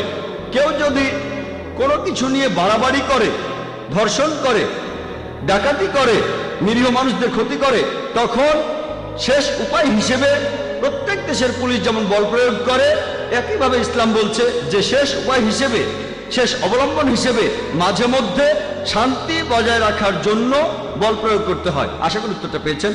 আর কিছু বলতে চাইলে এখন বলতে পারেন। না স্যার, উত্তরে আমি সন্তুষ্ট, আপনাকে অনেক সেজন্য ধন্যবাদ। বলেছিলাম বাধা দেবেন না, এটা আমার পেশা, আমি এই কাজটাই করি।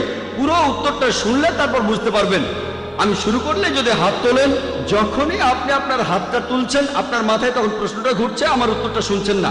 যখন আপনি শুনেছেন মনোযোগ দিয়ে ইনশাল্লাহ, তাহলে বুঝতে পারবেন, না পারলে ইনশাল্লাহ আপনি আরো সুযোগ পাবেন। এছাড়া আমি এখানে উপস্থিত সব মুসলিম ভাই বোনদের অনুরোধ করব, আপনারা ডক্টর জাকির নায়কের মতো একজন অসাধারণ মানুষকে পেয়েছেন, দয়া করে আপনারা সবাই উনাকে অনুসরণ করবেন।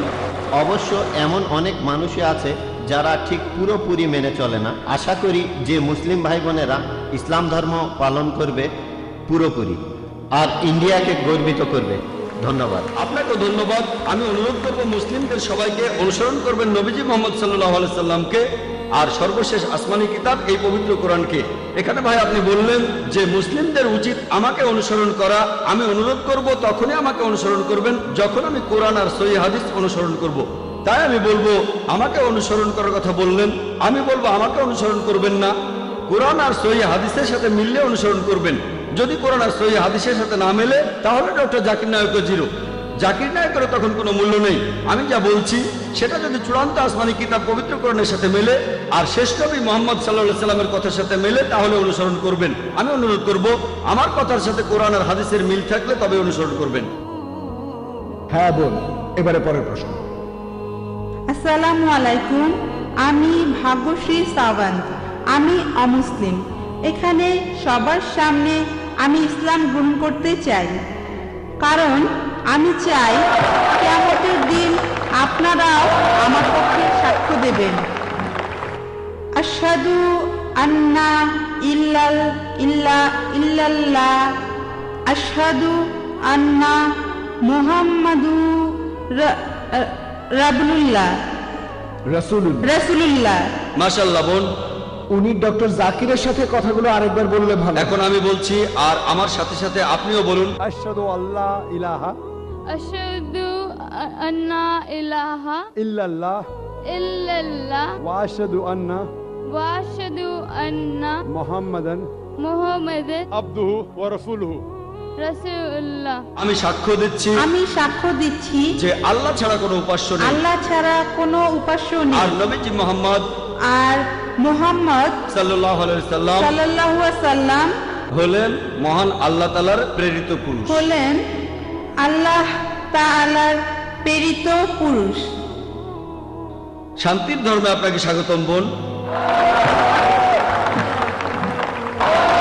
আমাদের এই এক্সিবিশন অ্যান্ড কনফারেন্সে এই 10 দিনে অনেক মানুষই ইসলাম ধর্ম গ্রহণ করেছেন। আমাদের বক্তাদের কাছে বিভিন্ন প্রশ্ন করা হয়েছে, তারা বুঝেছেন যে এটাই হচ্ছে একমাত্র সমাধান মানুষের জন্য। আপনাকে অনেক ধন্যবাদ বোন, আর আল্লাহর কাছে দোয়া করছি যেন আপনি জান্নাতে যেতে পারেন, পৃথিবীতেও শান্তি পান আর পরকালেও শান্তি পাবেন ইনশাআল্লাহ। আপনি প্রশ্নটা করতে পারেন। আমার বান্ধবী এমবিএ ছাত্রী, তার প্রশ্ন হলো আল্লাহকে কেন আল্লাহ বলে ডাকা হয়, অন্য কোনো নামে ডাকা হয় না কেন? বোন, আপনি প্রশ্ন করলেন যে আল্লাহকে কেন আল্লাহ বলে ডাকা হয়, কোন নামে কেন ডাকা হয় না। এর উত্তর আছে পবিত্র কোরআনের সূরা ইসরাঈ 110 নম্বর আয়াতে উল্লেখ করা হয়েছে। পবিত্র কোরআনে বলা হয়েছে কুলিতুল্লাহ আবিদুর রহমান আয়ামাত আদু ফালাল আসমাউল হুসনা। তোমরা তাকে ডাকো আল্লাহ বলে অথবা রহমান বলে ডাকো, তোমরা তাকে যে নামে ডাকো ডাকানো সকল সুন্দর নামগুলি তো তাহারই। আপনি মহান স্রষ্টা আল্লাহ সুবহানাহু ওয়া তাআলাকে ডাকতে পারেন যে কোনো নামে, তবে সেটা হতে হবে সঠিক নাম, সেটা হবে বিশুদ্ধ নাম, এমন নাম হবে যেটা তিনি নিজে দিয়েছেন। পবিত্র কোরআন এবং সহিহ হাদিসে আল্লাহর নাম উল্লেখ আছে 99টা। আর রহমান, আর রাহিম, আল কারিম, আল হাকিম, পরম দয়ালু, পরম করুণাময়, পরম জ্ঞানী, সব মিলিয়ে 99টা। আর সবার উপরে সেটা আল্লাহ। আর এই কথাটা যে সুন্দর নামগুলো আল্লাহর, এটা সূরা ইসরার 110 নম্বর আয়াতে উল্লেখ আছে। এছাড়াও সূরা তাহার 8 নম্বর আয়াতে উল্লেখ করা হয়েছে, সূরা আরাফের 180 নম্বর আয়াতে আছে, সূরা হাশরের 24 নম্বর আয়াতে আছে। এখানে আল্লাহ বলেছেন যে সুন্দর নামগুলি সেগুলো আল্লাহর, আর সবচেয়ে শ্রেষ্ঠ নাম আল্লাহ। এখন আমরা মুসলিমরা আল্লাহ তাআলাকে কেন আরবিতে আল্লাহ বলে ডাকি, কেন ইংরেজিতে গড বলে ডাকি না? আসলে এর কারণটা হচ্ছে অন্য সব নামগুলো আর শব্দ সেগুলোকে আমরা বিকৃত করতে পারি। যেমন ধরুন ইংরেজিতে গড শব্দটা যদি গডের পরে একটা এস লাগাই এটা হবে গডস, ঈশ্বরের বহু বচন, আল্লাহর কোনো বহু বচন হয় না। কুল হুয়াল্লাহু আহাদ, বলো তিনি আল্লাহ এক, অদ্বিতীয়। যদি গডের পরে DESS যোগ করেন এটা হবে গডেস, মহিলা ঈশ্বর। ইসলামে পুরুষ আল্লাহ বা মহিলা আল্লাহ বলে কিছু নেই। আল্লাহ সুবহানাহু ওয়া তাআলার কোনো লিঙ্গ নেই। যদি গডের পরে ফাদার যোগ করেন সেটা হবে গডফাদার, সে আমার গডফাদার, সে আমার অভিভাবক। ইসলাম ধর্মে আল্লাহ আব্বা বা আল্লাহ ফাদার বলে কিছু নেই। যদি গডের পরে মাদার যোগ করেন সেটা হবে গড মাদার। ইসলাম ধর্মে আল্লাহ মাদার বা আল্লাহ আম্মি বলে কিছু নেই। যদি গডের আগে 3 শব্দটা জুড়ে দেন সেটা হবে 3 গড, অর্থাৎ নকল ঈশ্বর। 3 আল্লাহ বলে কিছু নেই ইসলামে। আর এই জন্যই আমরা মুসলিমরা আমরা আল্লাহ তাআলাকে ডাকি আরবি শব্দ আল্লাহ বলেই। আর এই কারণে এই আল্লাহ শব্দটা বেশিরভাগ প্রধান ধর্মগ্রন্থগুলোতেই দেখতে পাবেন। যদি শিখ ধর্মগ্রন্থ পড়েন সেখানে মহান সৃষ্টিকর্তার একটা বৈশিষ্ট্য বলা হয়েছে আল্লাহ।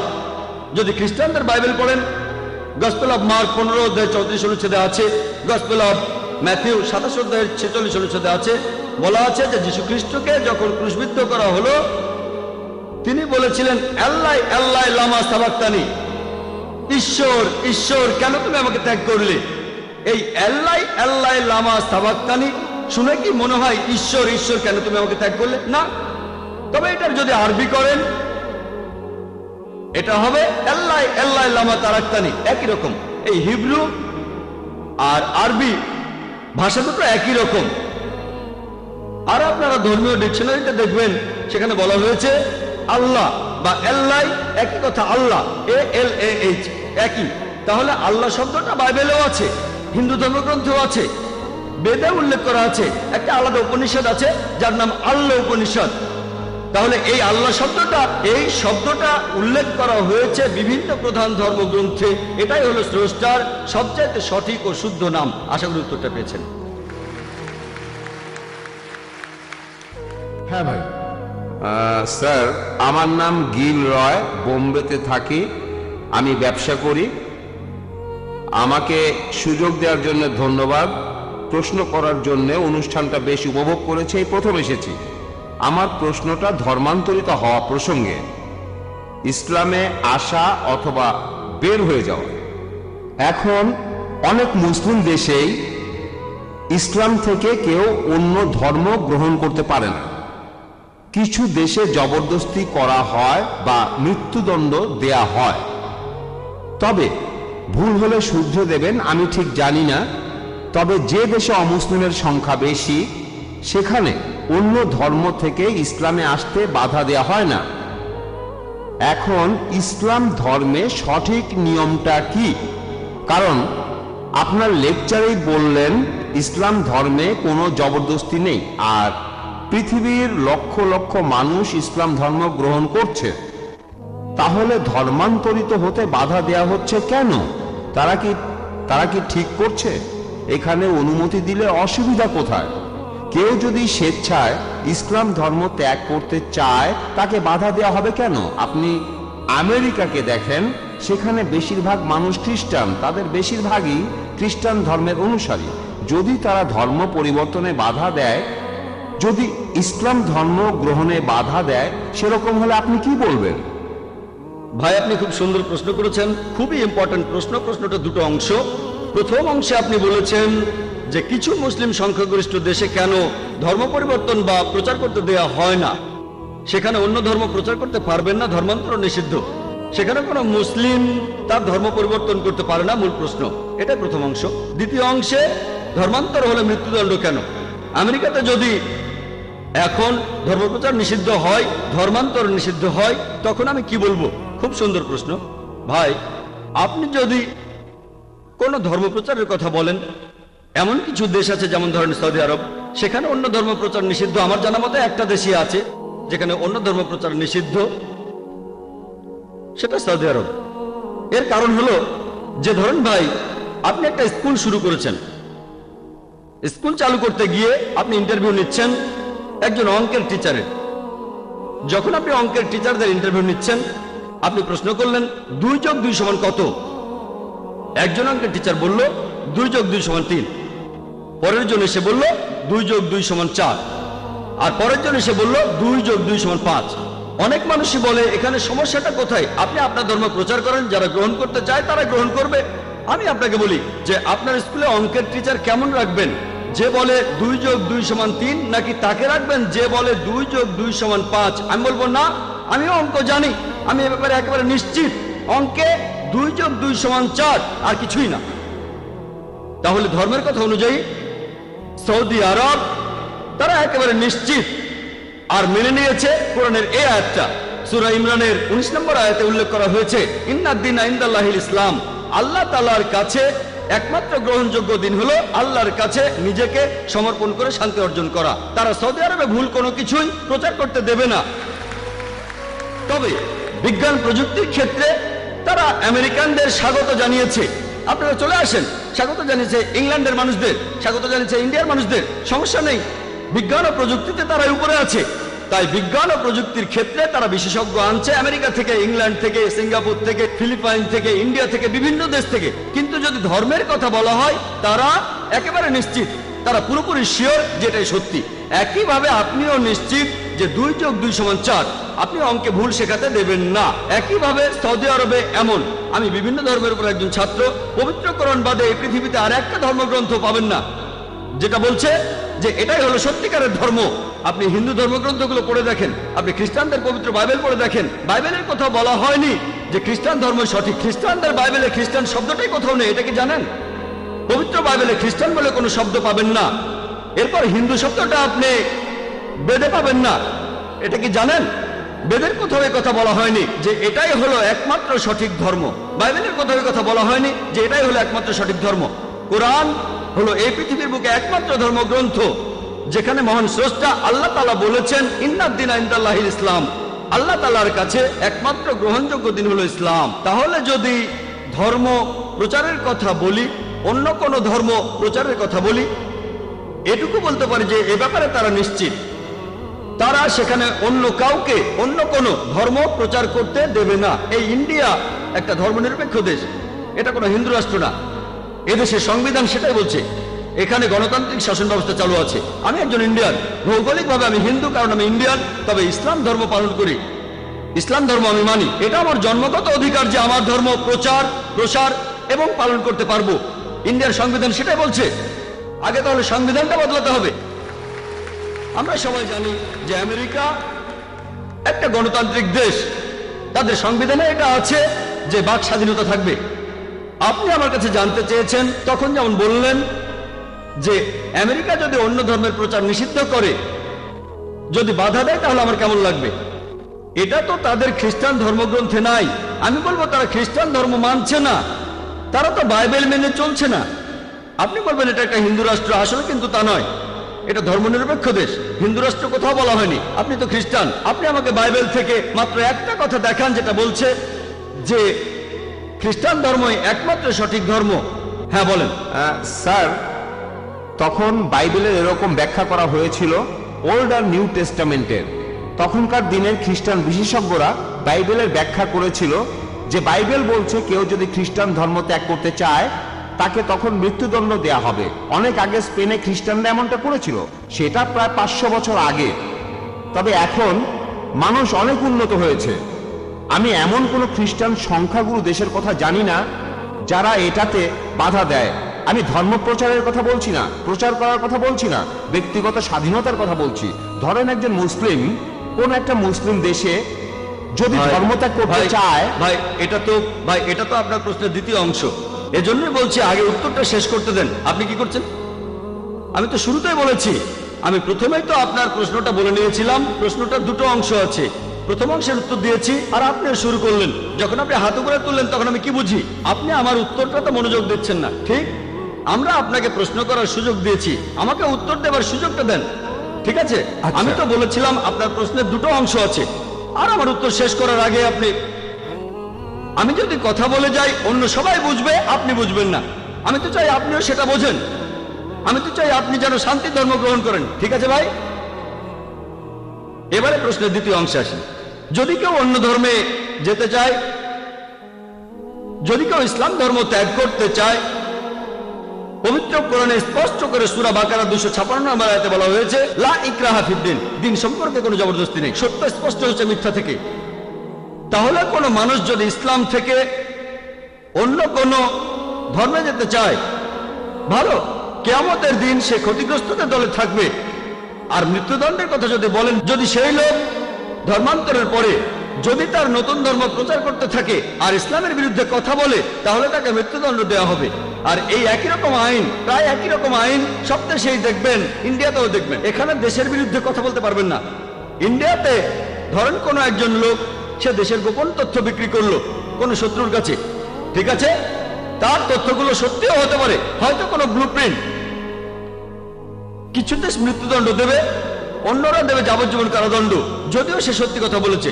নিজস্ব আইন প্রত্যেক দেশেরই আছে। তাহলে ইসলামে যদি কোনো মুসলিম ইসলাম ধর্ম ত্যাগ করে অন্য কোনো ধর্ম গ্রহণ করে, তারপর সেটা প্রচার করে, ধর্মটা প্রচার করে, ইসলামের বিরুদ্ধে কথা বলে, যদি সেটা কোনো ইসলামিক দেশ হয়, যদি ইন্ডিয়ায় কেউ এমনটা করে, কেউ তাকে মৃত্যুদণ্ড দিতে পারবে না, যদি সে এমন দেশে থাকে যারা ইসলামিক শরিয়া মেনে চলে। এখানে সে কি করছে? বিশৃঙ্খলা সৃষ্টি করছে। সে তাহলে সেই দেশে অশান্তি সৃষ্টি করছে। এমন অবস্থা হলে মৃত্যুদণ্ড দেওয়া হবে। সব মুসলিম দেশ কিন্তু ইসলামিক শরিয়া মেনে চলে না, এ কথাটা জেনে রাখেন।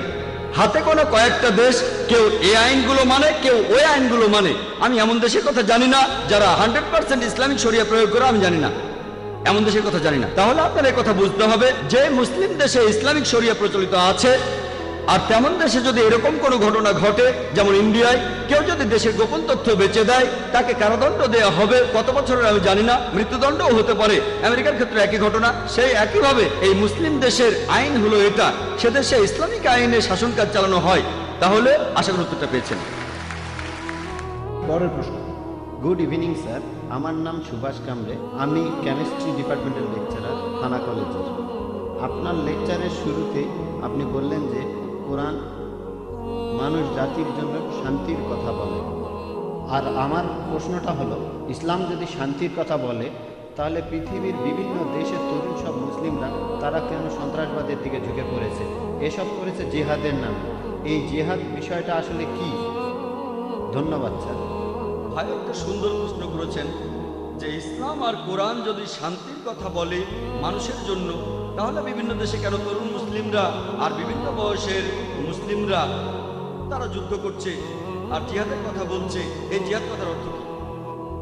এই জিহাদ শব্দটার অর্থ যদি জানতে চান, জিহাদ এসেছে আরবি শব্দ জাহাদা থেকে, যার অর্থ চেষ্টা করা, এর অর্থ সংগ্রাম করা। তাহলে জিহাদ শব্দটার অর্থ চেষ্টা আর সংগ্রাম করা। জিহাদের অর্থ পবিত্র যুদ্ধ না। পবিত্র যুদ্ধ এটার আরবি শব্দ হচ্ছে হারবুল মুকাদ্দাসা। পবিত্র কোরআনের কোন জায়গায় হারবুল মুকাদ্দাসা লেখা নেই, সহিহ হাদিসও পাবেন না। এটা একটা ভুল অনুবাদ যেটা করেছে মিডিয়া, পশ্চিমা বিশেষজ্ঞরা। পবিত্র যুদ্ধ শব্দটা নেই। জিহাদের অর্থ পবিত্র যুদ্ধ না, জিহাদ অর্থ চেষ্টা আর সংগ্রাম করা। এরপরে ইসলামিক পরিভাষায় এর অর্থ চেষ্টা আর সংগ্রাম করা মানুষ জাতির উন্নতির জন্য। এর অর্থ চেষ্টা আর সংগ্রাম করা পৃথিবীর মানুষের শান্তির জন্য। আরেকটা অর্থ আত্মরক্ষার জন্য যুদ্ধক্ষেত্রে চেষ্টা আর সংগ্রাম করা। আরেকটা অর্থ অত্যাচারের বিরুদ্ধে চেষ্টা আর সংগ্রাম করা। জিহাদের অর্থ চেষ্টা আর সংগ্রাম করা। এবার আপনার প্রশ্নটাতে আসি যে তাহলে এইসব তরুণ মুসলিমরা পৃথিবীর বিভিন্ন দেশে তারা যুদ্ধ করছে। এক নম্বর পয়েন্ট, এমন সম্ভাবনা আছে, আর কথাটা সত্যি, যে কিছু মুসলিম আছে যারা আসলে বিপদগামী, তারা বিপদে চলে গেছে। তারা বলে যে ইসলামের যুদ্ধের অনুমতি আছে, প্রসঙ্গ ছাড়াই উদ্ধৃতি দেয়, তবে এদের সংখ্যা খুবই কম। আমার মতে প্রধান কারণটা হলো মিডিয়া আমাদের এভাবে দেখাচ্ছে। যেমন ইন্ডিয়ায় খবরের কাগজগুলোতে আমরা প্রায় দেখি যে কাশ্মীর মুসলিম সন্ত্রাসীরা অনেক মানুষ মেরেছে, হেডলাইন প্রত্যেক দিনই দেখবেন। আমি কাশ্মীরে প্রথম গিয়েছিলাম 2003 সালে। তখন ভাবছিলাম আমি যাব কি যাব না, যাব কি যাব না। ওখানে অনেক গোলযোগ। প্রথমবারের মতো কাশ্মীরে 14 বছর পরে কাশ্মীরের সরকার কোনো পাবলিক লেকচারের অনুমতি দিল। সেই লেকচারে অনেক মানুষ ছিল, প্রায় 1 লক্ষ মানুষ। সেখানে পোলো গ্রাউন্ডে, সেটা ছিল শ্রীনগরে। আর যখন সেখানে গেলাম দেখলাম চারপাশে বন্দুক নিয়ে দেহরক্ষী। ভাবলাম এটা আবার কি। তবে সেখানে সমস্যা হয়। পরের বছরে আসামে গেলাম, যখন এয়ারপোর্টে নামলাম বন্দুক হাতে 4 দেহরক্ষী আসলো। বললাম এটা আবার কি অবস্থা হলো না, এই আসামে কেন, কি হয়েছে? সেখানে দেহরক্ষী না থাকলে আজ আমি এখানে থাকতাম না। কিন্তু খবরের কাগজে আমরা কি দেখি যে আসামে হত্যা আর অরাজকতা চলছে? কাশ্মীরের চাইতে আসামে অনেক বেশি মানুষ মারা গেছে। এলটিটি এর ব্যাপারে কে বলে? এলটিটি চেনেন? তামিল, তাদের বলা হয় তামিল টাইগার্স, হিন্দু সন্ত্রাসী বলা হয় না কেন? যখন কাশ্মীরি মুসলিমরা করে তখন তারা বলে মুসলিম সন্ত্রাসী, যখন আসামের হিন্দুরা করে তাহলে সেটা স্থানীয় সমস্যা, যদি এলটিটি করে স্থানীয় সমস্যা। ইন্ডিয়ার অবস্থা সম্পর্কে জানেন এমন কাউকে জিজ্ঞেস করেন, সে আপনাকে বলবে বেশিরভাগ হত্যা সেটা করেছে মাওয়িস্টরা। এদের কথা কাগজে কতবার দেখি আমরা, এদের খবরটা হয়তো আসবে ছোট করে যে এতজন লোক আসামে মারা গেছে, ছোট করে। মুসলিমরা যদি করে হেডলাইন। কেন? সব জায়গাতে কিছু কুলাঙ্গার থাকে। একবার একজন আমাকে বলেছিল কাশ্মীরের ব্যাপারটা এটা আসলে আমাদের দেশের জন্য সমস্যা। আসাম কি দেশের জন্য সমস্যা না? শুধুমাত্র কাশ্মীর কি দেশের জন্য সমস্যা? দুই জায়গাতেই স্বাধীনতার যুদ্ধ চলছে আর নিরীহ কাশ্মীরিরা নাজেহাল হচ্ছে, সব জায়গায় তারা অপদস্থ হচ্ছে। যদি আফগানিস্তানে যান সেখানে আপনি কি দেখবেন? আমেরিকানরা সেখানে গেল আর তাদের বলল সন্ত্রাসী। তারপর আপনি দেখেন প্যালেস্টাইন, ইহুদিরা, হিটলার তাদের বের করে দিয়েছিল, জার্মানি থেকে তাড়িয়ে দিল। প্যালেস্টাইনিরা, আরব জ্ঞাতি ভাইরা, তারা বলল আহলান ওয়া সাহলান, আমাদের ঘরে আপনাদের স্বাগতম। চিন্তা করেন, একজন লোকের ঘর নেই, মাথায় ছাদ নেই, আপনি তাকে আপনার ঘরে নিয়ে আসলেন, কয়েকদিন পরে সে আপনাকে তাড়িয়ে দিল, আপনি দরজায় দাঁড়িয়ে বলতে লাগলেন ও আমার ঘর কেড়ে নিয়েছে, আমার ঘর ফিরিয়ে দাও, তখন আপনি সন্ত্রাসী। এটা কি? দেখতেই পাচ্ছেন, এই হলো মিডিয়া, এটা মিডিয়া। তাহলে দেখবেন বসনিয়াতে কি হয়েছিল, মুসলিমদের হত্যা করা হলো। আমি আপনার সঙ্গে একমত, মুসলিমরাও সেখানে যুদ্ধ করেছিল, কিন্তু তাদের উপর অবিচার হয়েছে, মানবতা বলে কিছু নেই। প্যালেস্টাইনের ঘটনার কি উত্তর দেবেন? অথবা ধরেন ইরাক, তাদের নাকি রাসায়নিক অস্ত্র আছে। আমি সাদ্দাম হোসেনের পক্ষে বলছি না, আমি তাকে ভালো মুসলিম মনে করি না, তবে সাদ্দামের সময় ইরাকে কিছু সমস্যা ছিল, আমেরিকানরা আসার পরে সেগুলো অনেক গুণ বেড়ে গেছে। ঠিক সেই রাসায়নিক অস্ত্র কোথায় গেল? যেহেতু জর্জ বুশ বলেছে যাও আক্রমণ করো, তাই আক্রমণ। যে লোকটা সবচেয়ে বেশি মানুষের মৃত্যুর জন্য দায়ী সে হলো জর্জ বুশ। 1 নম্বর সন্ত্রাসী হলো জর্জ বুশ।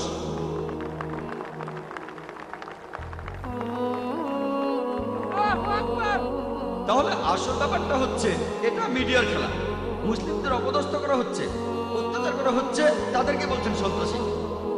আমি সেজন্য বলছি মুসলিমদের মধ্যেও কিছু কুলাঙ্গার আছে, তবে কুলাঙ্গারের সংখ্যা অনেক কম, এরা সংখ্যায় কম। পুরোটাই মিডিয়ার কারসাজি। আইআরএর নাম শুনেছেন? আইরিশ রিপাবলিকান আর্মি, ইংল্যান্ডে। এটা আসলে ক্যাথলিক আর প্রটেস্ট্যান্টদের ভেতরে লড়াই। তাদের কেউ ক্যাথলিক সন্ত্রাসী বলে না, কেন? 100 বছরেরও বেশি। তবে ইংল্যান্ডের প্রধানমন্ত্রী টনি ব্লেয়ার মুসলিম সন্ত্রাসীদেরকে বেশি ভয় পাচ্ছেন। আইআরএ নিয়ে অত চিন্তা নেই, যারা এখন পর্যন্ত অনেক মানুষ মেরেছে, অনেক বোমা ফাটিয়েছে। কিন্তু এরা দরজা বন্ধ করে মিটিং করে যে কিভাবে মুসলিম সন্ত্রাসীদের থামাবো। ব্যাপারটা খুবই কমন। কোনো পলিটিশিয়ান ভোটের দরকার হলেই নতুন প্রধানমন্ত্রী আসলেন আর তখনই ঘটল গ্লাসগো বোম্বিং। সাবিল আহমেদকে চেনেন? সাবিল আহমেদের নাম শুনেছেন? খুব ভালো, আমি নাম শুনেছি, কখনো দেখিনি। ইন্ডিয়ার পেপারে এসেছিল। এই সাবিল আহমেদ কে? সাবিল আহমেদ হলো ডক্টর জাকির নায়েকের ভক্ত, আর ব্যাঙ্গালোরে ডক্টর জাকিরের লেকচারের অর্গানাইজার ছিল। পুরো আর্টিকেলটাই সন্ত্রাসের উপর। তারপরে সাবিল আহমেদের নাম, তারপরে জাকির নায়েকের কথা। কেন? কারণ জাকির নায়েক জনপ্রিয়, আর্টিকেলটার গুরুত্ব বেড়ে যাবে। তারপর সেখানে লেখা আছে যদিও ডক্টর জাকির নায়েক পুরোপুরিভাবে সন্ত্রাসের বিরুদ্ধে,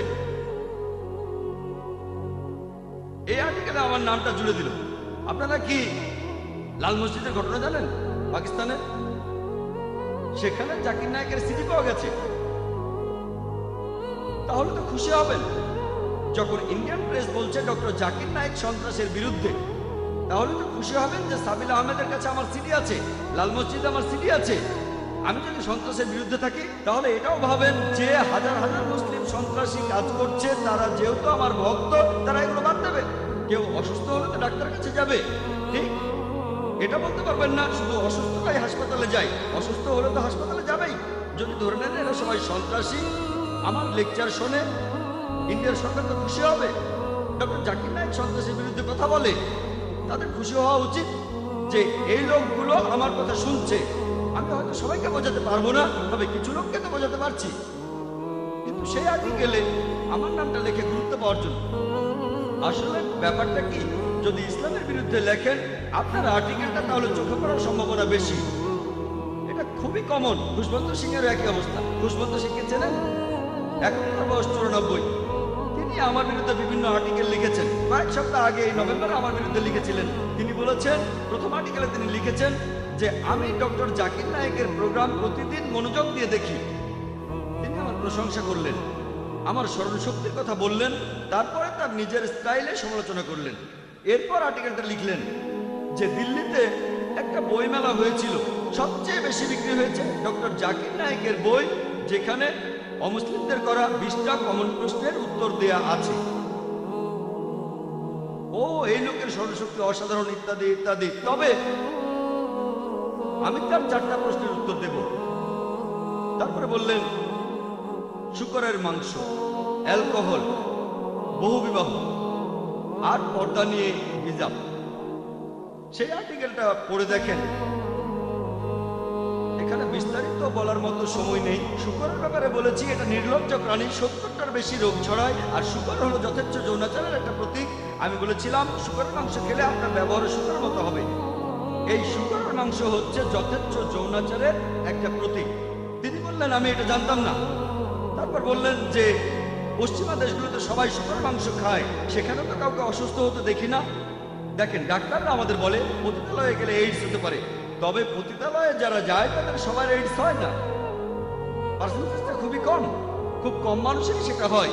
একইভাবে শূকরের মাংস যারা খায় তাদের সবার এই রোগগুলো হয় না। তবে এখন আমেরিকানদের অর্ধেকেরও বেশি মানুষ হাইপার টেনশনে ভুগছে। এর একটা কারণ শূকরের মাংস খাওয়া। তারপরে অ্যালকোহল নিয়ে বলেছেন, ডক্টর জাকির নায়েক বলেছেন অ্যালকোহল খেয়ে এই রোগগুলো হতে পারে। তিনি বললেন যে কোরআন অ্যালকোহলের বিরুদ্ধে না, কোরআন আসলে মাতাল হওয়ার বিরুদ্ধে। এখন তিনি কোরআনের ব্যাখ্যা করছেন। এই হলো মিডিয়া। তিনি লিখলেন আমার বয়স এখন 94 বছর। আমার জীবনে প্রত্যেক দিনই আমি মদ খেয়েছি।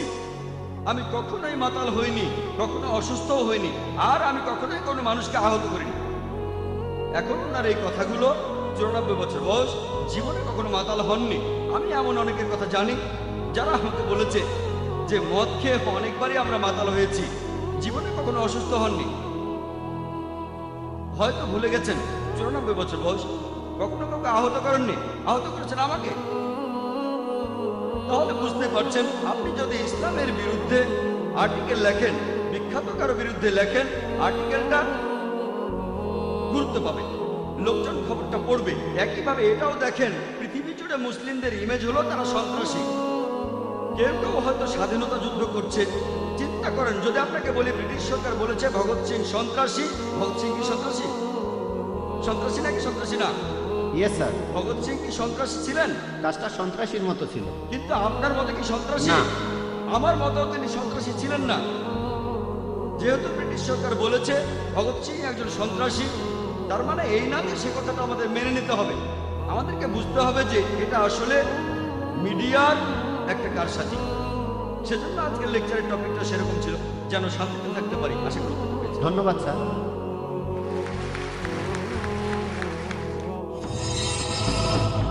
আমি ছিলাম সন্ধ্যা, এখন আমি জারা বিলাল খান। আমি ইসলাম গ্রহণ করেছি। আপনি আপনার লেকচারে বললেন যে ইসলাম মূর্তি বা মূর্তি পূজায় বিশ্বাস করে না, তবে কেরালায় এমন একটা জায়গা আছে যেখানে একটা মূর্তি দেখা যায় যেটা পাথর থেকে উঠে এসেছে আর এটা বাড়ছে। এটা তাহলে এরকম কেন? বোন, আপনি প্রশ্ন করলেন যে ইসলামে মূর্তি পূজা নেই, কিন্তু তিনি জানেন যে কেরালার কোনো একটা জায়গায়, সেখানে কোনো একটা পাহাড়ের ভেতর থেকে একটা মূর্তি বের হয়ে আসছে আর সেটা বাড়ছে। কিভাবে সেটা বাড়ছে আপনার প্রশ্ন। তার মানে এই মূর্তিটার ভেতর কিছু আছে। বোন, আপনি কি জানেন যে পাহাড়ও বড় হয়? এটা কি জানেন? হ্যাঁ, যদি এটা জানেন তাহলে মূর্তিও তো বেড়ে উঠতে পারে। তার মানে এই না, এমন না যে সেই মূর্তির ভেতর জীবন আছে। না, মূর্তিটা পাথরের ভেতর থেকেই এসেছে। ওখানে আগে কোনো মূর্তি ছিল না, পাথরের মধ্যে থেকে মূর্তিটা বের হয়েছে। আমি তো সেটাই বলছি, মূর্তিটা পাথরের মধ্য থেকে বের হচ্ছে, পাহাড় পর্বত আকারে বড় হয়। কিভাবে এগুলো বাড়ে সেটা আমরা জিওলজিতে পড়েছি, যে পাহাড় পর্বত বাড়ে। এমন অনেক উদাহরণ আছে। যেমন ধরেন এই কয়েক বছর আগে শোনা গেল যে গণেশের মূর্তি দুধ খাচ্ছে। এটা একটা সহজ বৈজ্ঞানিক ব্যাপার, অসমোসিস। এটা খুবই সহজ একটা বৈজ্ঞানিক ব্যাপার। আপনি যদি দুধ ভর্তি জগে একটা চারা গাছ রাখেন, সেই গাছ দুধ শুষে নেবে, এটা অসমোসিস। তার মানে এই না যে সেই মূর্তি দুধ খাচ্ছে।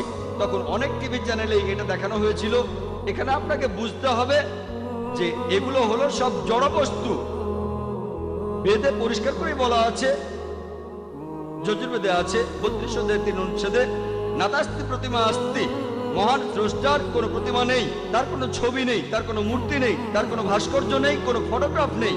আশা করি উত্তরটা পেয়েছি। কিন্তু একটা কথা, পাথরটা এমন আকার পাচ্ছে কিভাবে? পাথরটার আকার তাহলে একটা মূর্তির মতো হচ্ছে কেন? বল, আজকের কথা যদি বলেন তাহলে মানুষও কোনো কোনো আকার দিতে পারে, যন্ত্রপাতি দিয়ে প্রাকৃতিকভাবে কোনো আকার তৈরি হতে পারে, এটা খুবই স্বাভাবিক। এমন অনেক কথা শোনা যায় যে একটা গাছ আছে, দেখলেন লেখা আছে ওম, অথবা কোনো গাছে লেখা লা ইলাহা ইল্লাল্লাহ। এই সমস্ত ব্যাপার আসলে একেবারে গুরুত্বহীন। আমরা এখানে কথা বলছি সত্য নিয়ে। বোন, অনেক পাহাড় আছে দেখতে মানুষের মুখের মতো, এমনটা দেখেছেন আপনি? এটা প্রকৃতির খেলা। পাথরের আকার থাকলে সেটা অলৌকিক হয়ে যায় না। আমরা মেনে চলবো বেদের কথা, কোরআনের কথা, বাইবেলের কথা, যেটা বলছে মহান সৃষ্টিকর্তার প্রতিমূর্তি নেই। পাথর তো একটা মানুষের মতো হতে পারে, কোন ছবির মতো হতে পারে, একটা মূর্তির মতো হতে পারে, তার মানে এই না যে সেটা ঈশ্বর। ধন্যবাদ, ঠিক আছে। আর এইসব পাথর দেখবেন বিভিন্ন ছবি আর মূর্তি, এগুলো পড়ে গেলে ভেঙে যায়। যখন সে নিজেকেই সাহায্য করতে পারে না, তখন আমাদের কিভাবে সাহায্য করবে? আশা করি উত্তরটা পেয়েছি। ধন্যবাদ, ঠিক আছে। প্রণাম গুরু, আমার নাম বিলাস কাকড়ে। আমি নায়ার হসপিটালের মেডিকেলের ছাত্র। আমার মতে আমরা খুবই ভাগ্যবান যে মানুষ হিসাবে জন্মাতে পেরেছি। প্রাণী হিসাবে আমরা আলাদা, লক্ষ লক্ষ বছরের বিবর্তনের মাধ্যমেই এটা সম্ভব হয়েছে। তাই আপনার মতে আমাদের এই মূল্যবান জীবন কোন কাজে লাগানো উচিত? মানে আমাদের জীবনের সবচেয়ে গুরুত্বপূর্ণ কাজটা কি? আমাদের এই জীবনের আসল উদ্দেশ্যটাই কি হওয়া উচিত? ভাই বললেন আপনি নায়ার হসপিটালে মেডিকেল স্টুডেন্ট। আপনাকে বলি, আমিও নায়ার হসপিটাল থেকে পাশ করেছি। আমিও একই মেডিকেল কলেজ থেকে পাশ করেছি। নায়ার হসপিটাল পাশ করেছি 1991 সালে, আনুমানিক 16 বছর আগে।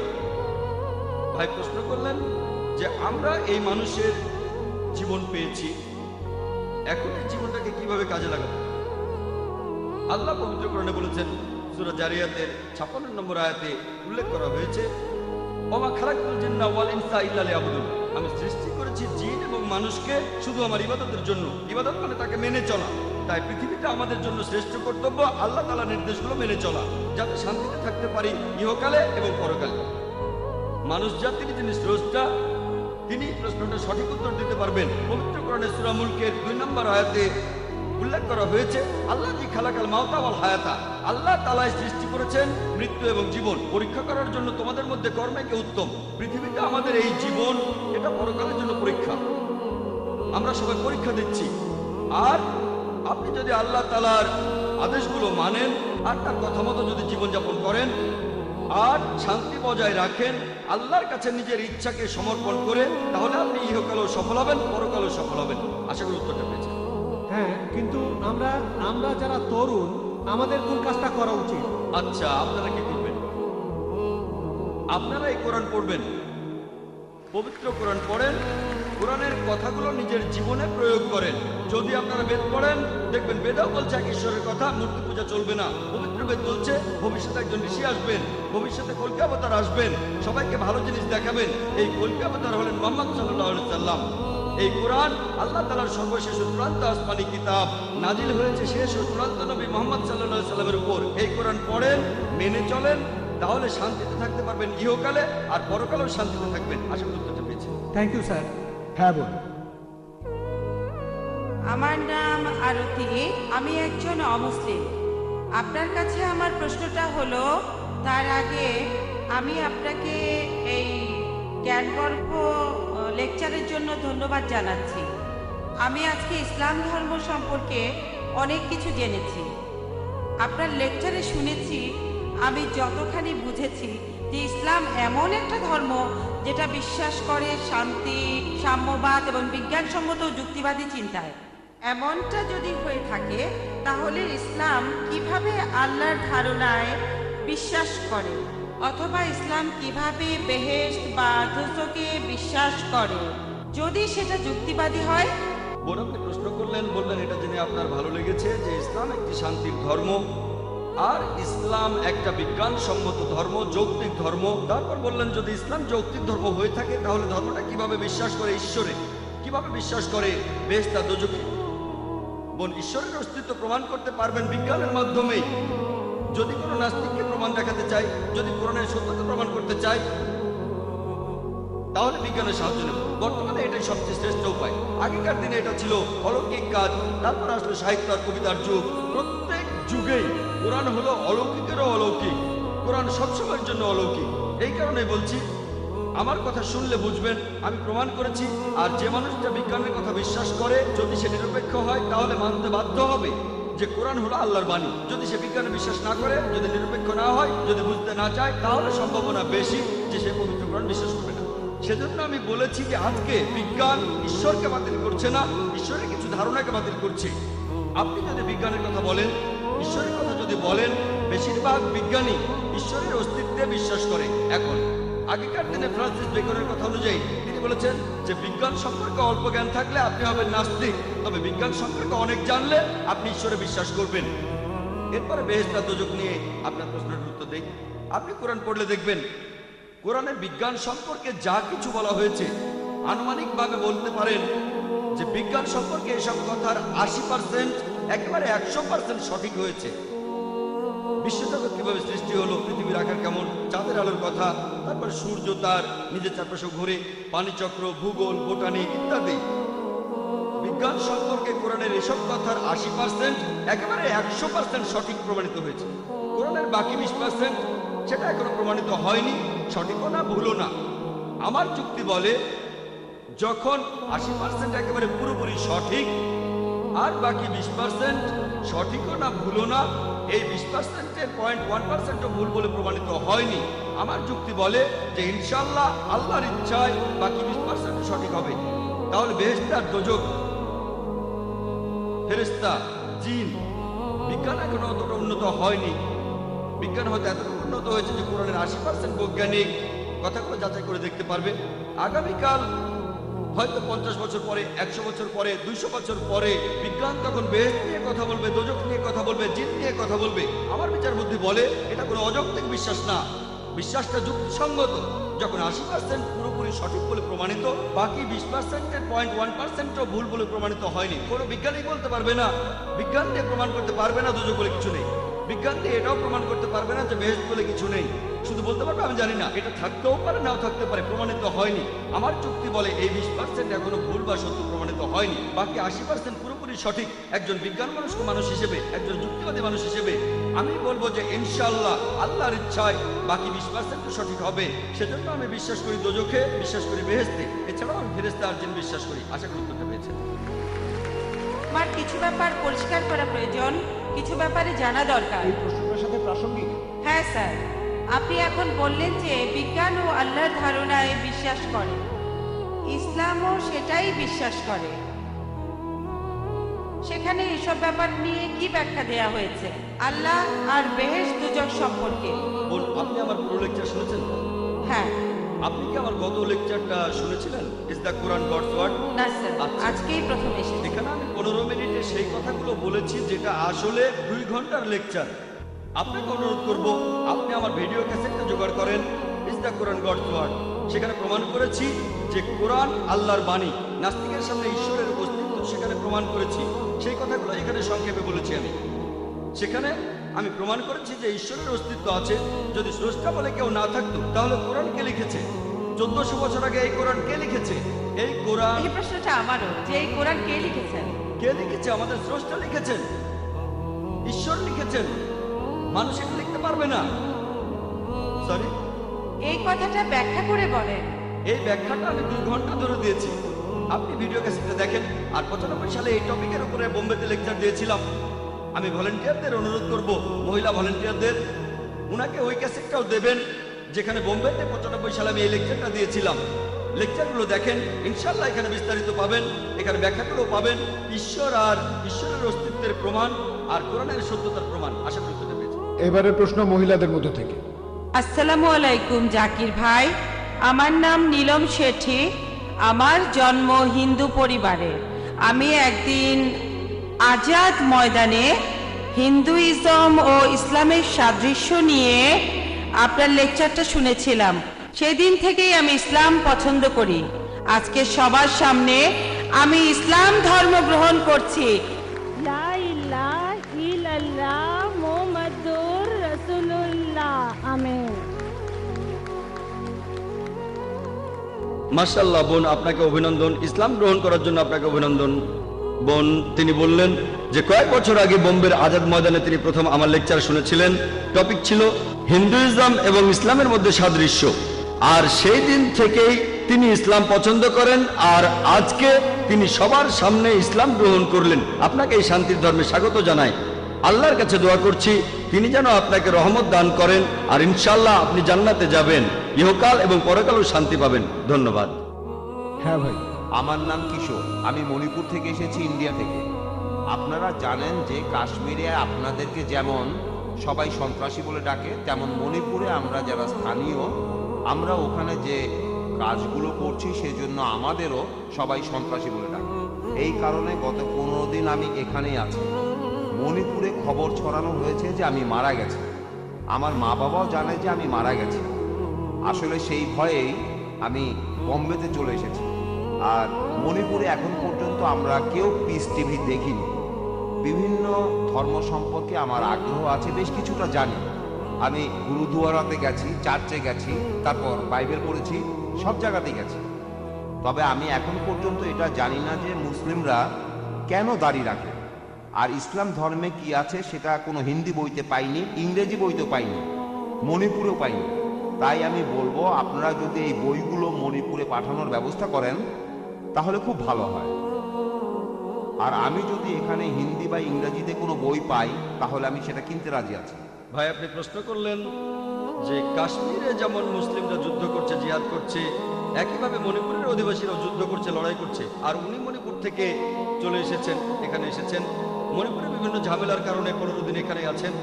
তিনি ইসলাম সম্পর্কে জানতে চান, আর উনি জানতে চেয়েছেন যে মণিপুরে কেন পিস টিভি দেখা যায় না। হ্যাঁ, আর জানতে চেয়েছেন যে মুসলিমরা কেন মুখে দাঁড়িয়ে রাখে। আপনার প্রশ্ন দুটো। ভাই, কাশ্মীরের কথা আমি আগেও বলেছি যে সবাই জিহাদ করছে, এই কথা আমি বলবো না। সবাই কিন্তু জিহাদ করছে না। এক মিনিট, আমার কথাটাকে ভুল বুঝেছেন। আমি বলছি আপনারাই ঠিক করছেন। আপনার প্রশ্ন বুঝতে পেরেছি ভাই। আচ্ছা, আমি কখনোই বলিনি আপনি ভুল, আর আপনার প্রশ্নটাও খুব সুন্দর। তবে এটাও পরিষ্কার করি, কাশ্মীরে যেসব মানুষ যুদ্ধ করছে অনেকেই হয়তো সত্যিকারের জিহাদ করছে না। কেউ কেউ নিজেদের স্বার্থ উদ্ধারের জন্য খারাপ কাজ করছে। যারা আল্লাহ সুবহানাহু ওয়া তাআলার আদেশ নির্দেশ মেনে যুদ্ধ করছে তাদের যুদ্ধকে বলতে পারেন জিহাদ ফি সাবিলিল্লাহ। আমি ঢালাভাবে বলতে পারি না যে কাশ্মীরের সব মুসলিমই জিহাদ করছে, জিহাদ ফি সাবিলিল্লাহ। এবারে মণিপুরের বিষয়টা নিয়ে বলি। আমি জানি যে মণিপুরে এখন খুব যুদ্ধ চলছে, আর সেই যুদ্ধের কারণে আপনি এখানে। হতে পারে এটা আল্লাহর ইচ্ছা, হয়তো এমনটা আল্লাহর ইচ্ছা। যুদ্ধের কারণে আপনি এখানে এসেছেন, হয়তো এই দুনিয়ায় শান্তিতে থাকার পাশাপাশি আপনি পরকালেও শান্তি পাবেন। ঠিক আছে, আপনি আমার লেকচার শুনলেন শান্তির উপর। পৃথিবীর শান্তিটা হলো সাময়িক, চিরস্থায়ী না, কিন্তু পরকালের শান্তিটা হলো চিরস্থায়ী। এবারে প্রশ্নে আসি যে আমরা দাঁড়িয়ে রাখি কেন, আর মণিপুরে পিস টিভি দেখতে পারেন না কেন। মণিপুরে পিস টিভি দেখার প্রসঙ্গে বলি, আপনি ফ্রিকোয়েন্সিটা চেক করে দেখতে পারেন। যদি ডিশ অ্যান্টেনা লাগান, হতে পারে আপনাদের ডিশ অপারেটর চ্যানেলটা আনেনি। একটা ডিশ অ্যান্টেনা কিনতে কয়েক হাজার টাকা লাগবে। অ্যান্টেনাটা এখন পূর্ব দিকে 68 ডিগ্রি ঘুরিয়ে দেন, আর প্যান অ্যাট স্যাট 10, ইনশাল্লাহ পিস টিভি দেখতে পাবেন। আপনাদের কেবল অপারেটরকে বলে দেখেন, আমরা মণিপুরে গিয়ে তাদের বাধ্য করতে পারি না, কিন্তু ডিশ অ্যান্টেনা যদি পূর্ব দিকে 68 ডিগ্রি মুখ করে থাকে আর ফ্রিকোয়েন্সিটা টিউন করেন, ইনশাল্লাহ দেখতে পাবেন। এবারে বলি মুসলিমরা কেন দাড়ি রাখে। আমি এখানে বলবো যে পোশাকে যদি আপনার উদ্দেশ্য বোঝা যায় সেটা করেন। একটা লেকচার দিয়েছিলাম, If the label shows your intent right. যেমন ধরেন যদি কোনো কনফারেন্সে যান, বিশেষজ্ঞদের দেখবেন তারা লেবেল পড়েছেন, আমি ডাক্তার, আমি ইঞ্জিনিয়ার, আমি একজন বিজ্ঞানী। এটা হলো অনুষ্ঠান ছাড়াই পরিচয়। যদি আপনি শুধু ডাক্তারদের কোনো কনফারেন্সে যান, তাদের স্পেশালিটি লেখা আছে, যেমন ডক্টর অমুক, কার্ডিওলজিস্ট, নিউরোলজিস্ট, নেফ্রোলজিস্ট। হার্টের সমস্যা হলে কার্ডিওলজিস্ট, যদি আপনার সমস্যা হয় কিডনিতে তাহলে নেফ্রোলজিস্ট, যদি ব্রেনের সমস্যা হয় নিউরোলজিস্ট। আনুষ্ঠানিক পরিচয় পবিত্র কোরআনে সূরা আনামের 54 নম্বর আয়াতে উল্লেখ করা হয়েছে। কোরআন বলছে, وإذا جاءك الذين يؤمنون بآياتنا فقل سلام عليكم। যদি তাদের কাছে আসো যারা আমার আয়াতে ঈমান আনে তাদের বলো সালাম আলাইকুম, তাদের বলো শান্তি বর্ষিত হোক। ইসলাম আমাদের বলে তোমরা বলো আসসালামু আলাইকুম, এটা শান্তির ধর্ম। কমপক্ষে প্রতিদিন প্রত্যেক মুসলিম অন্তত পক্ষে 5 বার সালাত আদায় করে। যখন সে দৈনিক 5 বার নামাজ পড়ে, যদি সে শুধুমাত্র ফরজ নামাজগুলো আদায় করে যেটা আবশ্যকীয়, 5 বার গুণ 2 নামাজ আদায় শেষ হলে বলি আসসালামু আলাইকুম ওয়া রাহমাতুল্লাহ, আসসালামু আলাইকুম ওয়া রাহমাতুল্লাহ। আমার ডান দিকে যত লোক আছে তাদের সবার উপর আল্লাহর শান্তি বর্ষিত হোক, আমার বাম দিকে যত লোক আছে তাদের সবার উপর আল্লাহর শান্তি বর্ষিত হোক। প্রত্যেক নামাজে 2 বার বলি, কমপক্ষে 5 বার নামাজ পড়ি, কমপক্ষে 10 বার সালাম জানাচ্ছি ডান দিকের সব মানুষদের, এর পাশাপাশি বাম দিকের সব মানুষদের। যদি সুন্নাতে মুআক্কাদাও পড়ি তাহলে আরো 10 বার, এভাবে অন্তত পক্ষে 20 বার আমি সালাম জানাচ্ছি আমার ডান দিকের মানুষদের আর বাম দিকের মানুষদের। যদি সাধারণ সুন্নত পড়ি তাহলে আরো বেশি হবে। যখনই আমি কোনো মুসলিমকে দেখি তাকে বলি আসসালামু আলাইকুম, আপনার উপর শান্তি বর্ষিত হোক। পবিত্র কোরআনে এই কথা আছে, সূরা নিসার 86 নম্বর আয়াতে উল্লেখ করা হয়েছে, বলা হয়েছে যদি কেউ তোমাকে অভিবাদন করে, উত্তম অভিবাদন করে, তুমি আরো ভালোভাবে অভিবাদন করো অথবা তার সমান। কেউ যদি আমাকে বলে আসসালামু আলাইকুম, আমি তখন বলবো ওয়া আলাইকুম আসসালাম ওয়া রাহমাতুল্লাহ। কেউ আমাকে বললো শান্তি বর্ষিত হোক, আমি তখন বলবো শান্তি ও রহমত বর্ষিত হোক। কেউ যদি বলে আসসালামু আলাইকুম ওয়া রাহমাতুল্লাহ, আমি তখন বলবো ওয়া আলাইকুম আসসালাম ওয়া রাহমাতুল্লাহি ওয়া বারাকাতুহু, আরো ভালোভাবে দেব।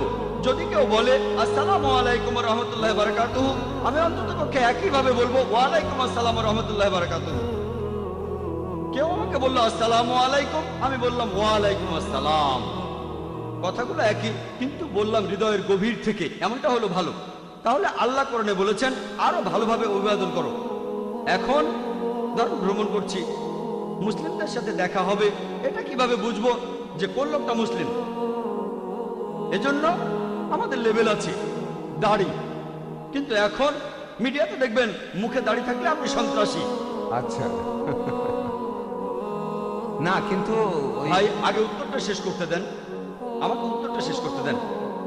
যদি শিখরা দাড়ি রাখে আর পাগড়ি পরে তাহলে বলা হয় ঐতিহ্য মানছে, আর মুসলিমরা দাড়ি রাখলে বলা হয় সন্ত্রাসী। খ্রিস্টান নামদের দেখবেন তারা মাথা ঢেকে রাখে, তাদের বলা হয় ধার্মিক, আর মুসলিম মেয়েরা মাথা ঢাকলে তাদের বলা হয় নিপীড়িত। মিডিয়া মিডিয়া মিডিয়া এই দাড়ি একটা মাছিরও ক্ষতি করতে পারবে না। আমার মাথার এই টুপি একটা মাছিরও ক্ষতি করতে পারবে না। কোরআন পড়লে দেখবেন কোরআনে কোথাও দাড়ি রাখার কথা বলা হয়নি। কোরআনে দাড়ি নিয়ে একটা আয়াতই আছে সূরা তাহার মধ্যে, এখানে 94 নম্বর আয়াতে বলা হয়েছে, সেখানে মুসা আলাইহিস সালাম তিনি তখন দাড়ি ধরেছিলেন, তার ভাই হারুনের, ইহুদিরা বলে হারুন তখন বললেন, হে আমার সহোদর, তুমি কেন আমার মুখে দাড়ি ধরেছো? শুধুমাত্র এই আয়াতটাতে দাড়ির কথা আছে। আমাদের প্রিয় নবীজি বলেছেন, সহিহ বুখারীতে আছে 7 নম্বর খণ্ডের 780 ও 781 নম্বর হাদিসে আমাদের প্রিয় নবীজি বলেছেন, পৌত্তলিকরা যে কাজ করে তার বিপরীতটা করো। তোমাদের গোঁফ ছোট করে ছাটো আর দাড়ি রাখো। যেহেতু এটা নবীজির নির্দেশ, আর আল্লাহ কোরআনে বলেছেন আতিউল্লাহ ওয়া আতিউর রাসূল, আল্লাহ এবং তার রাসূলকে মান্য করো। নবীজি নির্দেশ দিয়েছেন, আমরাও মানব। আর এই দাড়ি থাকলে আমরা সহজে চিনতে পারি। অনেক লোক বিভিন্ন সময়, আমি যখন রাস্তায় হাঁটি, যখন বিদেশে যাই, তারা আমার টুপি আর দাড়ি দেখে আসসালামু আলাইকুম, আসসালামু আলাইকুম, ওয়ালাইকুম আসসালাম। এটা অনানুষ্ঠানিক পরিচয়। আমি শান্তি প্রচার করছি। আমাদের বুঝতে হবে যে এটা একটা অনানুষ্ঠানিক পরিচয়। আর একটা উদাহরণ দেই, একটা গাড়ি কিনলেন, আপনি যদি ডাক্তার হন, গাড়িতে ক্রস লাগানো থাকে কেন? এটা বোঝাতে যে গাড়ির মালিক একজন ডাক্তার। যদি আপনার ইমার্জেন্সি কাজ থাকে, আপনি গাড়ি থামাতে পারেন, তারপর সাহায্য চাইতে পারেন। সেখানে যদি কারো মুখে দাড়ি দেখেন আর মাথায় টুপি দেখেন, তাহলে বুঝবেন যে সে মুসলিম। আমার মনে আছে দাদা নানাদের জিজ্ঞেস করলে পাবেন, তাদের জিজ্ঞেস করে দেখবেন 50 বছর আগে, 100 বছর আগে, তারা আপনাকে বলবে যে অমুসলিমরা তারা যখন কোনো ট্যাক্সি ভাড়া করতে চাইতো, তখন একজন এমন ড্রাইভার খোঁজ করত যার মাথায় টুপি আর মুখে দাড়ি আছে। মুসলিম ড্রাইভার, এই লোক আমাকে ঠকাবে না। যদি তারা মুদি দোকানে কেনাকাটা করতে যেত, তারা এমন লোকের কাছ থেকে জিনিসপত্র কিনতো যার মালিকের মুখে দাড়ি আছে, মুসলিম, এই লোক ঠকাবে না। কিন্তু এখন যদি মাথায় টুপি থাকে, মুখে দাড়ি, তার মানে এই লোক সন্ত্রাসী। তাহলে ইসলাম সম্পর্কে অনেক বদনাম। এখন আমাদেরকে হারানো গৌরব ফিরিয়ে আনতে হবে, ঠিক? এটা আমাদের একটা লেভেল, এটা আমাদের নবীজির নির্দেশ, তিনি বলেছেন, সেজন্য আমরা এটা করি। এতে একটা মাছিরও ক্ষতি হবে না। এটা অনানুষ্ঠানিক পরিচয়ের একটা মাধ্যম যে আমরা মুসলিম, যাতে সালাম জানাতে পারি। আর যদি কোনো সমস্যায় পড়েন, যদি সাহায্য দরকার হয়, প্রতিবেশীকে সাহায্য করা মুসলিমদের কর্তব্য। সাহায্যটার মুখে দাঁড়ি, মাথায় টুপি কারো কাছে, ইনশাআল্লাহ আপনি সাহায্য পাবেন। আশা করি উত্তরটা পেয়েছেন। ধন্যবাদ। হ্যাঁ ভাই। Thank you sir. আমি ডক্টর রাজেশ, একজন হোমিওপ্যাথিক ডক্টর। আর আমার প্রশ্ন দুইটা। আমি পড়েছি যে নবী মুহাম্মদ হলেন সর্বশেষ আর চূড়ান্ত নবী। এই সর্বশেষ আর চূড়ান্ত কথাটার উপরে এত জোর দেওয়া হচ্ছে কেন? আপনারা নতুন কোনো নবীকে কি ভয় পাচ্ছেন? আল্লাহ যদি নতুন কাউকে মনোনীত করে পাঠান, তাকে কি মেনে নেবেন না? আর আমি যদি সৃষ্টিকর্তাকে দেখতে চাই, তাহলে ইসলাম এই সম্পর্কে কি বলে? Thank you sir. হ্যাঁ ভাই। Thank you sir. আমি ডক্টর রাজেশ, একজন হোমিওপ্যাথিক ডক্টর। আর আমার প্রশ্ন দুইটা। আমি পড়েছি যে নবী মুহাম্মদ হলেন সর্বশেষ আর চূড়ান্ত নবী। এই সর্বশেষ আর চূড়ান্ত কথাটার উপরে এত জোর দেওয়া হচ্ছে কেন? আপনারা নতুন কোনো নবীকে কি ভয় পাচ্ছেন? আল্লাহ যদি নতুন কাউকে মনোনীত করে পাঠান, তাকে কি মেনে নেবেন না? আর আমি যদি সৃষ্টিকর্তাকে দেখতে চাই, তাহলে ইসলাম এই সম্পর্কে কি বলে? Thank you sir. ভাই দুটো প্রশ্ন করেছেন। প্রথম প্রশ্ন, এটার উপরে এত জোর দিচ্ছি কেন যে তিনি শেষ নবী। আল্লাহ আরেকজন নবী পাঠাতে চাইলে কি পারতেন না? আর শেষ প্রশ্ন, যদি আমি আল্লাহকে দেখতে চাই তাহলে কি করব? আপনার এই প্রশ্নে পরে আসছি। প্রথম অংশটা যে জোর দিচ্ছি কেন যে মুহাম্মদ সাল্লাল্লাহু আলাইহি সাল্লাম শেষ নবী, শুধু আমি জোর দিচ্ছি না, বেদও জোর দিচ্ছে, কুরআনও জোর দিচ্ছে, বাইবেলও জোর দিচ্ছে, আর কোরআন অন্যান্য ধর্মগ্রন্থ জোর দিচ্ছে। আল্লাহ পবিত্র কোরআনে বলেছেন, সূরা আহজাবের 40 নম্বর আয়াতে উল্লেখ করা হয়েছে, মা কানা মুহাম্মাদুন আবা আদম মির রিজালিকুম ওয়ালাকিন রাসূলুল্লাহ ওয়া খাতামুন নবিয়্যিন ওয়া কানা আল্লাহু বিকুল্লি শাইইন আলিমা। যে মুহাম্মদ সাল্লাল্লাহু আলাইহি সাল্লাম তোমাদের মধ্যে কোনো পুরুষের পিতা নন, বরং তিনি হলেন আল্লাহ তাআলার প্রেরিত রাসূল, তিনি নবুয়তের শেষ সিলমোহর, আর নিশ্চয়ই আল্লাহ সকল বিষয় জানেন। এখন আল্লাহ নিজে এই কথা বলেছেন, আল্লাহ নতুন কাউকে পাঠাতে চাইলে অবশ্যই পাঠাতে পারতেন, তবে আল্লাহ কখনো মিথ্যে কথা বলেন না। আল্লাহ কখনো মিথ্যে বলেন না। পবিত্র কোরআনে এই কথা উল্লেখ করা আছে। সূরা আহজাবের 40 নম্বর আয়াতে বলা হয়েছে তিনি হলেন শেষ নবী। তাই আল্লাহ জানেন, যদি আল্লাহ নতুন কাউকে পাঠাতে চাইতেন তাহলে মুহাম্মদ সাল্লাল্লাহু আলাইহি সাল্লামকে শেষ নবী উল্লেখ করতেন না। যেহেতু মুহাম্মদকে শেষ নবী বলা হয়েছে, আমি বিশ্বাস করেছি। আর আল্লাহ তাআলা তো ভবিষ্যৎও জানেন, আপনি আমি ভবিষ্যৎ জানি না, আল্লাহ ভবিষ্যৎ জানেন। তিনি বলেছেন মুহাম্মদই শেষ নবী, সেজন্য আমি সেটা বিশ্বাস করি। এখন আমাদের যেটা যখন প্রয়োজন, আল্লাহ তাআলা ঠিক সেটাই দিয়েছেন আমাদের। কিছু মানুষ বলে, আল্লাহ নবীকে কেন সৃষ্টির প্রথম দিনেই পাঠালেন না? আমার ছেলে কয়েকদিন আগে বলছিল, আমাকে প্রথমে কেন মেডিকেল কলেজে ভর্তি করলেন না? বললাম, আগে তো স্কুলে যেতে হবে, ক্লাস 1, ক্লাস 2, ক্লাস 3, কলেজ, তারপর মেডিকেল, ঠিক আছে? তাই মানুষের সভ্যতার বিভিন্ন পর্যায়ে আল্লাহ বিভিন্ন রাসূল পাঠিয়েছেন। আমরা 4টা কিতাবের নাম জানি, এছাড়াও অনেক আছে, তাওরাত, জাবুর, ইনজিল, এগুলোর নাম জানি। এরপর আল্লাহ তাআলা ঠিক করলেন যে 1400 বছর আগে মানুষ পবিত্র কোরআন বোঝার পর্যায়ে চলে এসেছে। তখন তিনি পাঠালেন তার সর্বশেষ ও চূড়ান্ত রাসূল মুহাম্মদ সাল্লাল্লাহু আলাইহি সাল্লামকে। সর্বশেষ আর চূড়ান্ত কিতাব হলো কোরআন। এখন আল্লাহ চাইলে অবশ্যই নতুন কাউকে পাঠাতে পারেন, তবে যেহেতু তিনি বলেছেন আর কাউকে পাঠাবেন না, তাই পাঠাবেন না। এই দিন তিনি সম্পূর্ণ করেছেন। আগের ধর্মগ্রন্থগুলো সম্পূর্ণ অবস্থায় ছিল না। আল্লাহ বলেছেন, মহান স্রষ্টা পবিত্র কোরআনে বলেছেন, সূরা মাইদার 3 নম্বর আয়াতে উল্লেখ করা হয়েছে যে আজ এই দিনে তোমাদের প্রতি আমার অনুগ্রহ সম্পূর্ণ করলাম, তোমাদের জন্য ইসলামকে দিন হিসেবে আমি সম্পূর্ণ করলাম। ইসলামকে দিন হিসেবে সম্পূর্ণ করার পর নতুন কিছু যোগ হবে না, অথবা এখান থেকে কোনো কিছু বাদও দেওয়া যাবে না। এটা সম্পূর্ণ। আর সেজন্য যদি আজকের দিনে কেউ বলে যে সে আল্লাহর কাছ থেকে আসমানি কিতাব পেয়েছে, আর যদি বলে সে আল্লাহর রাসূল, তাকে মানসিক ডাক্তার দেখাতে হবে। এখন অনেক মানুষ নিজেকে ঈশ্বর বলে দাবি করে, অনেকে ঈশ্বরের নবী বলে দাবি করে, মানসিক ডাক্তার দেখাতে হবে তাকে, কারণ কোরআনের পরে নতুন কোনো আসমানি কিতাব আসবে না, মুহাম্মদের পরে কোনো নতুন নবী আসবে না। এবার আপনার দ্বিতীয় প্রশ্নের উত্তর, আল্লাহকে দেখতে চাইলে তখন আপনাকে কি করতে হবে? আমি যদি ঈশ্বরকে দেখতে চাই তাহলে আমি কি করব? আমি বলছি কি করবেন। এই পৃথিবীতে আল্লাহকে দেখতে পাবেন না। পবিত্র কোরআনে বলা আছে যে মুসা আলাইহিস সালাম আল্লাহকে দেখতে চেয়েছিলেন। আল্লাহ তাকে বলেছিলেন পাহাড়ের দিকে তাকাও, আমি এই পাহাড়ে আমার একটা ঝলক দেখাবো। সেই পাহাড়ে তখন কি অবস্থা হলো? সেই পাহাড়ের আগুন থেকে মুসা নবীর চোখ ধাঁধিয়ে গেল। পৃথিবীতে দেখতে পাবেন না, তবে পরকালে আল্লাহকে দেখতে পাবেন যদি আপনি জান্নাতে যান। সবকিছু সেখানে পাবেন, খাবার সবকিছুই পাবেন। লোকজন, হাদিসে উল্লেখ করা আছে, তারা তখন আল্লাহকে দেখার জন্য অনুনয় বিনয় করবে। যদি আপনি আল্লাহ তাআলাকে দেখতে চান তাহলে আল্লাহর এই চূড়ান্ত আসমানি কিতাব পড়তে হবে, এই পবিত্র কোরআন। কোরআনের কথাগুলো মেনে চলবেন।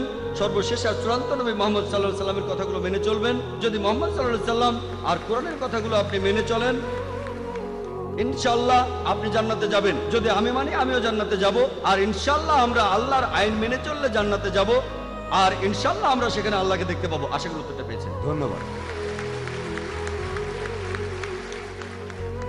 এবারে শেষ প্রশ্ন মহিলাদের মধ্য থেকে। আসসালামু আলাইকুম ডক্টর নায়েক, আমার নাম মিতা, আমি মিডিয়ায় কাজ করি। আমার প্রশ্নটা হলো, পূজার প্রসাদ নেওয়া কি মুসলিমদের জন্য হারাম, আর কেন? বোন, আপনি প্রশ্ন করলেন যে মুসলিমদের জন্য পূজার প্রসাদ খাওয়াটা হারাম কিনা। প্রসাদ, এই খাবারটা দেওয়া হয় ঈশ্বরের উদ্দেশ্যে।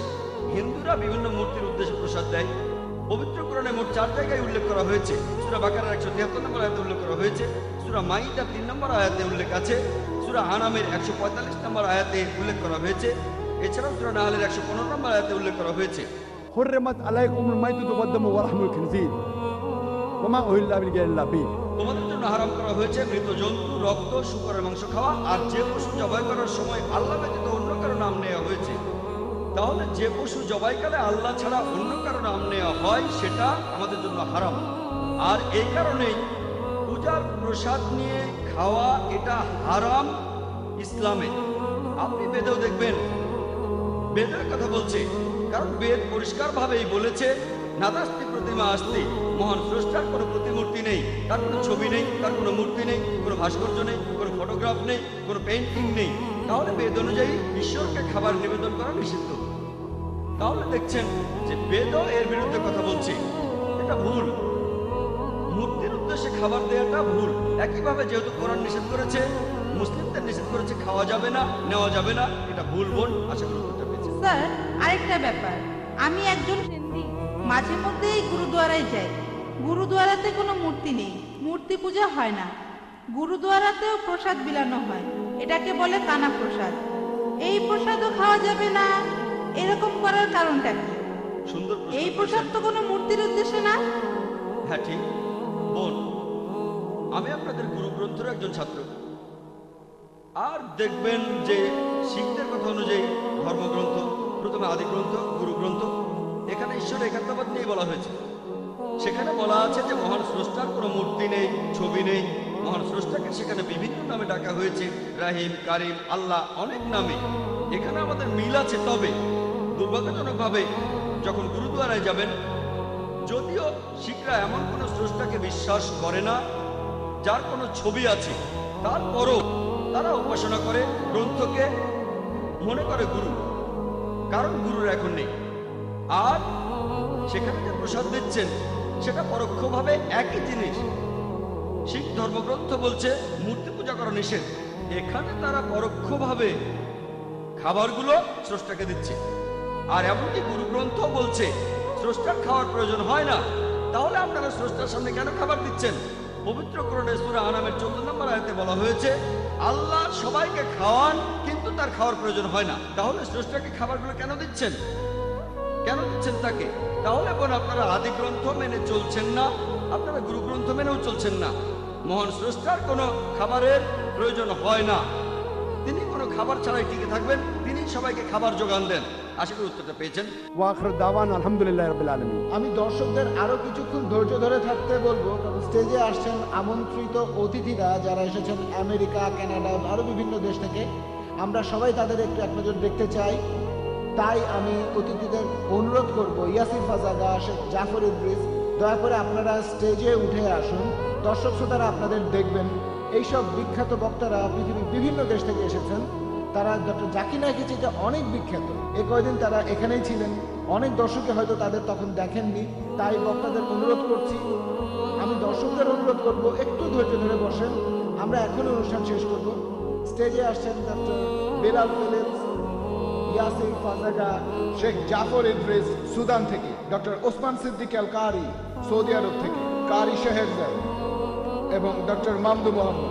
ভাই ও বোনেরা, আসুন মুম্বাইয়ের পক্ষ থেকে আমরা এই বিখ্যাত বক্তাদের অভিনন্দন জানাই। আল্লাহু আকবার। তাকবীর। জাযাকাল্লাহ খায়ের। সবাইকে অনেক ধন্যবাদ। গত 10 দিন ধরে এই সব বক্তাগণ আমাদের এখানে বিভিন্ন লেকচার দিয়েছেন প্রতিদিন।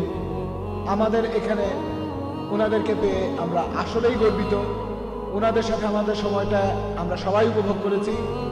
আমরা এই এক্সিবিশন আর কনফারেন্সে ইসলাম ধর্মের কথাগুলো সবার কাছে পৌঁছে দেওয়ার চেষ্টা করেছি, আর ইসলাম সম্পর্কে মানুষের ভুল ধারণাগুলো দূর করার চেষ্টা করেছি, যথাসাধ্য চেষ্টা করেছি আমরা। মাশাআল্লাহ। এখন ডক্টর জাকির নায়েককে অনুরোধ করব আমাদের এই সম্মানিত অতিথিদের পক্ষ থেকে কিছু বলার জন্য। অবশ্য কয়েকজন বক্তা আগেই চলে গিয়েছেন। Doctor Anwar Ibrahim, Abdur Rahim Green, Sulaiman Amri, doctor Ahmed Saifuddin, এছাড়া মসজিদে নববীর প্রাক্তন ইমাম, ওনারা আরো আগেই চলে গিয়েছেন। বাকি বক্তারা সবাই স্টেজেই আছেন। ডক্টর জাকির এবারে অনুষ্ঠান শেষ করবেন। প্রথমেই আমি আল্লাহ তাআলাকে ধন্যবাদ জানাই যে আমরা এই 10 দিনের ইসলামিক কনফারেন্সটা সফলভাবে শেষ করতে পেরেছি। আল্লাহ সাহায্য করেছেন বলে এটা সম্ভব হয়েছে। এরপর আমি ধন্যবাদ জানাবো আমাদের বিজ্ঞ বক্তা আর বিশেষজ্ঞদের। তারা পৃথিবীর বিভিন্ন দেশ থেকে এসেছেন, বিভিন্ন এলাকা থেকে, আমেরিকা থেকে, ইংল্যান্ড থেকে, সৌদি আরব থেকে, আরব আমিরাত থেকে, তারপর মালয়েশিয়া থেকে, এরকম বিভিন্ন দেশ থেকে। ওনারা না থাকলে অনুষ্ঠানটার আয়োজন করা সম্ভব হতো না। আর যদিও তারা খুবই ব্যস্ত, মাশাআল্লাহ অনেকেই পুরো 10 দিনই ছিলেন। আপনাদের সবাইকে আন্তরিক ধন্যবাদ। আর ইনশাআল্লাহ আল্লাহ তাদের রহমত করছেন। দোয়া করি আল্লাহ যেন তাদের জান্নাতে পাঠান। আর অন্যান্য সবার পাশাপাশি আমি ধন্যবাদ জানাবো এখানে উপস্থিত দর্শক শ্রোতাদের। ভাই ইউসুফ ইস্তিস এসে পৌঁছলেন টেক্সাস থেকে। এছাড়াও বোম্বের মানুষদের ধন্যবাদ জানাই, ইন্ডিয়ার মানুষদের ধন্যবাদ যারা আজকের এই অনুষ্ঠানে এসেছেন, ধৈর্য ধরে লেকচার শুনলেন, শান্তির ধর্মের কথা শুনলেন। সবাইকে ধন্যবাদ। ওয়া আখির দাওয়ানা আলহামদুলিল্লাহি রাব্বিল আলামিন।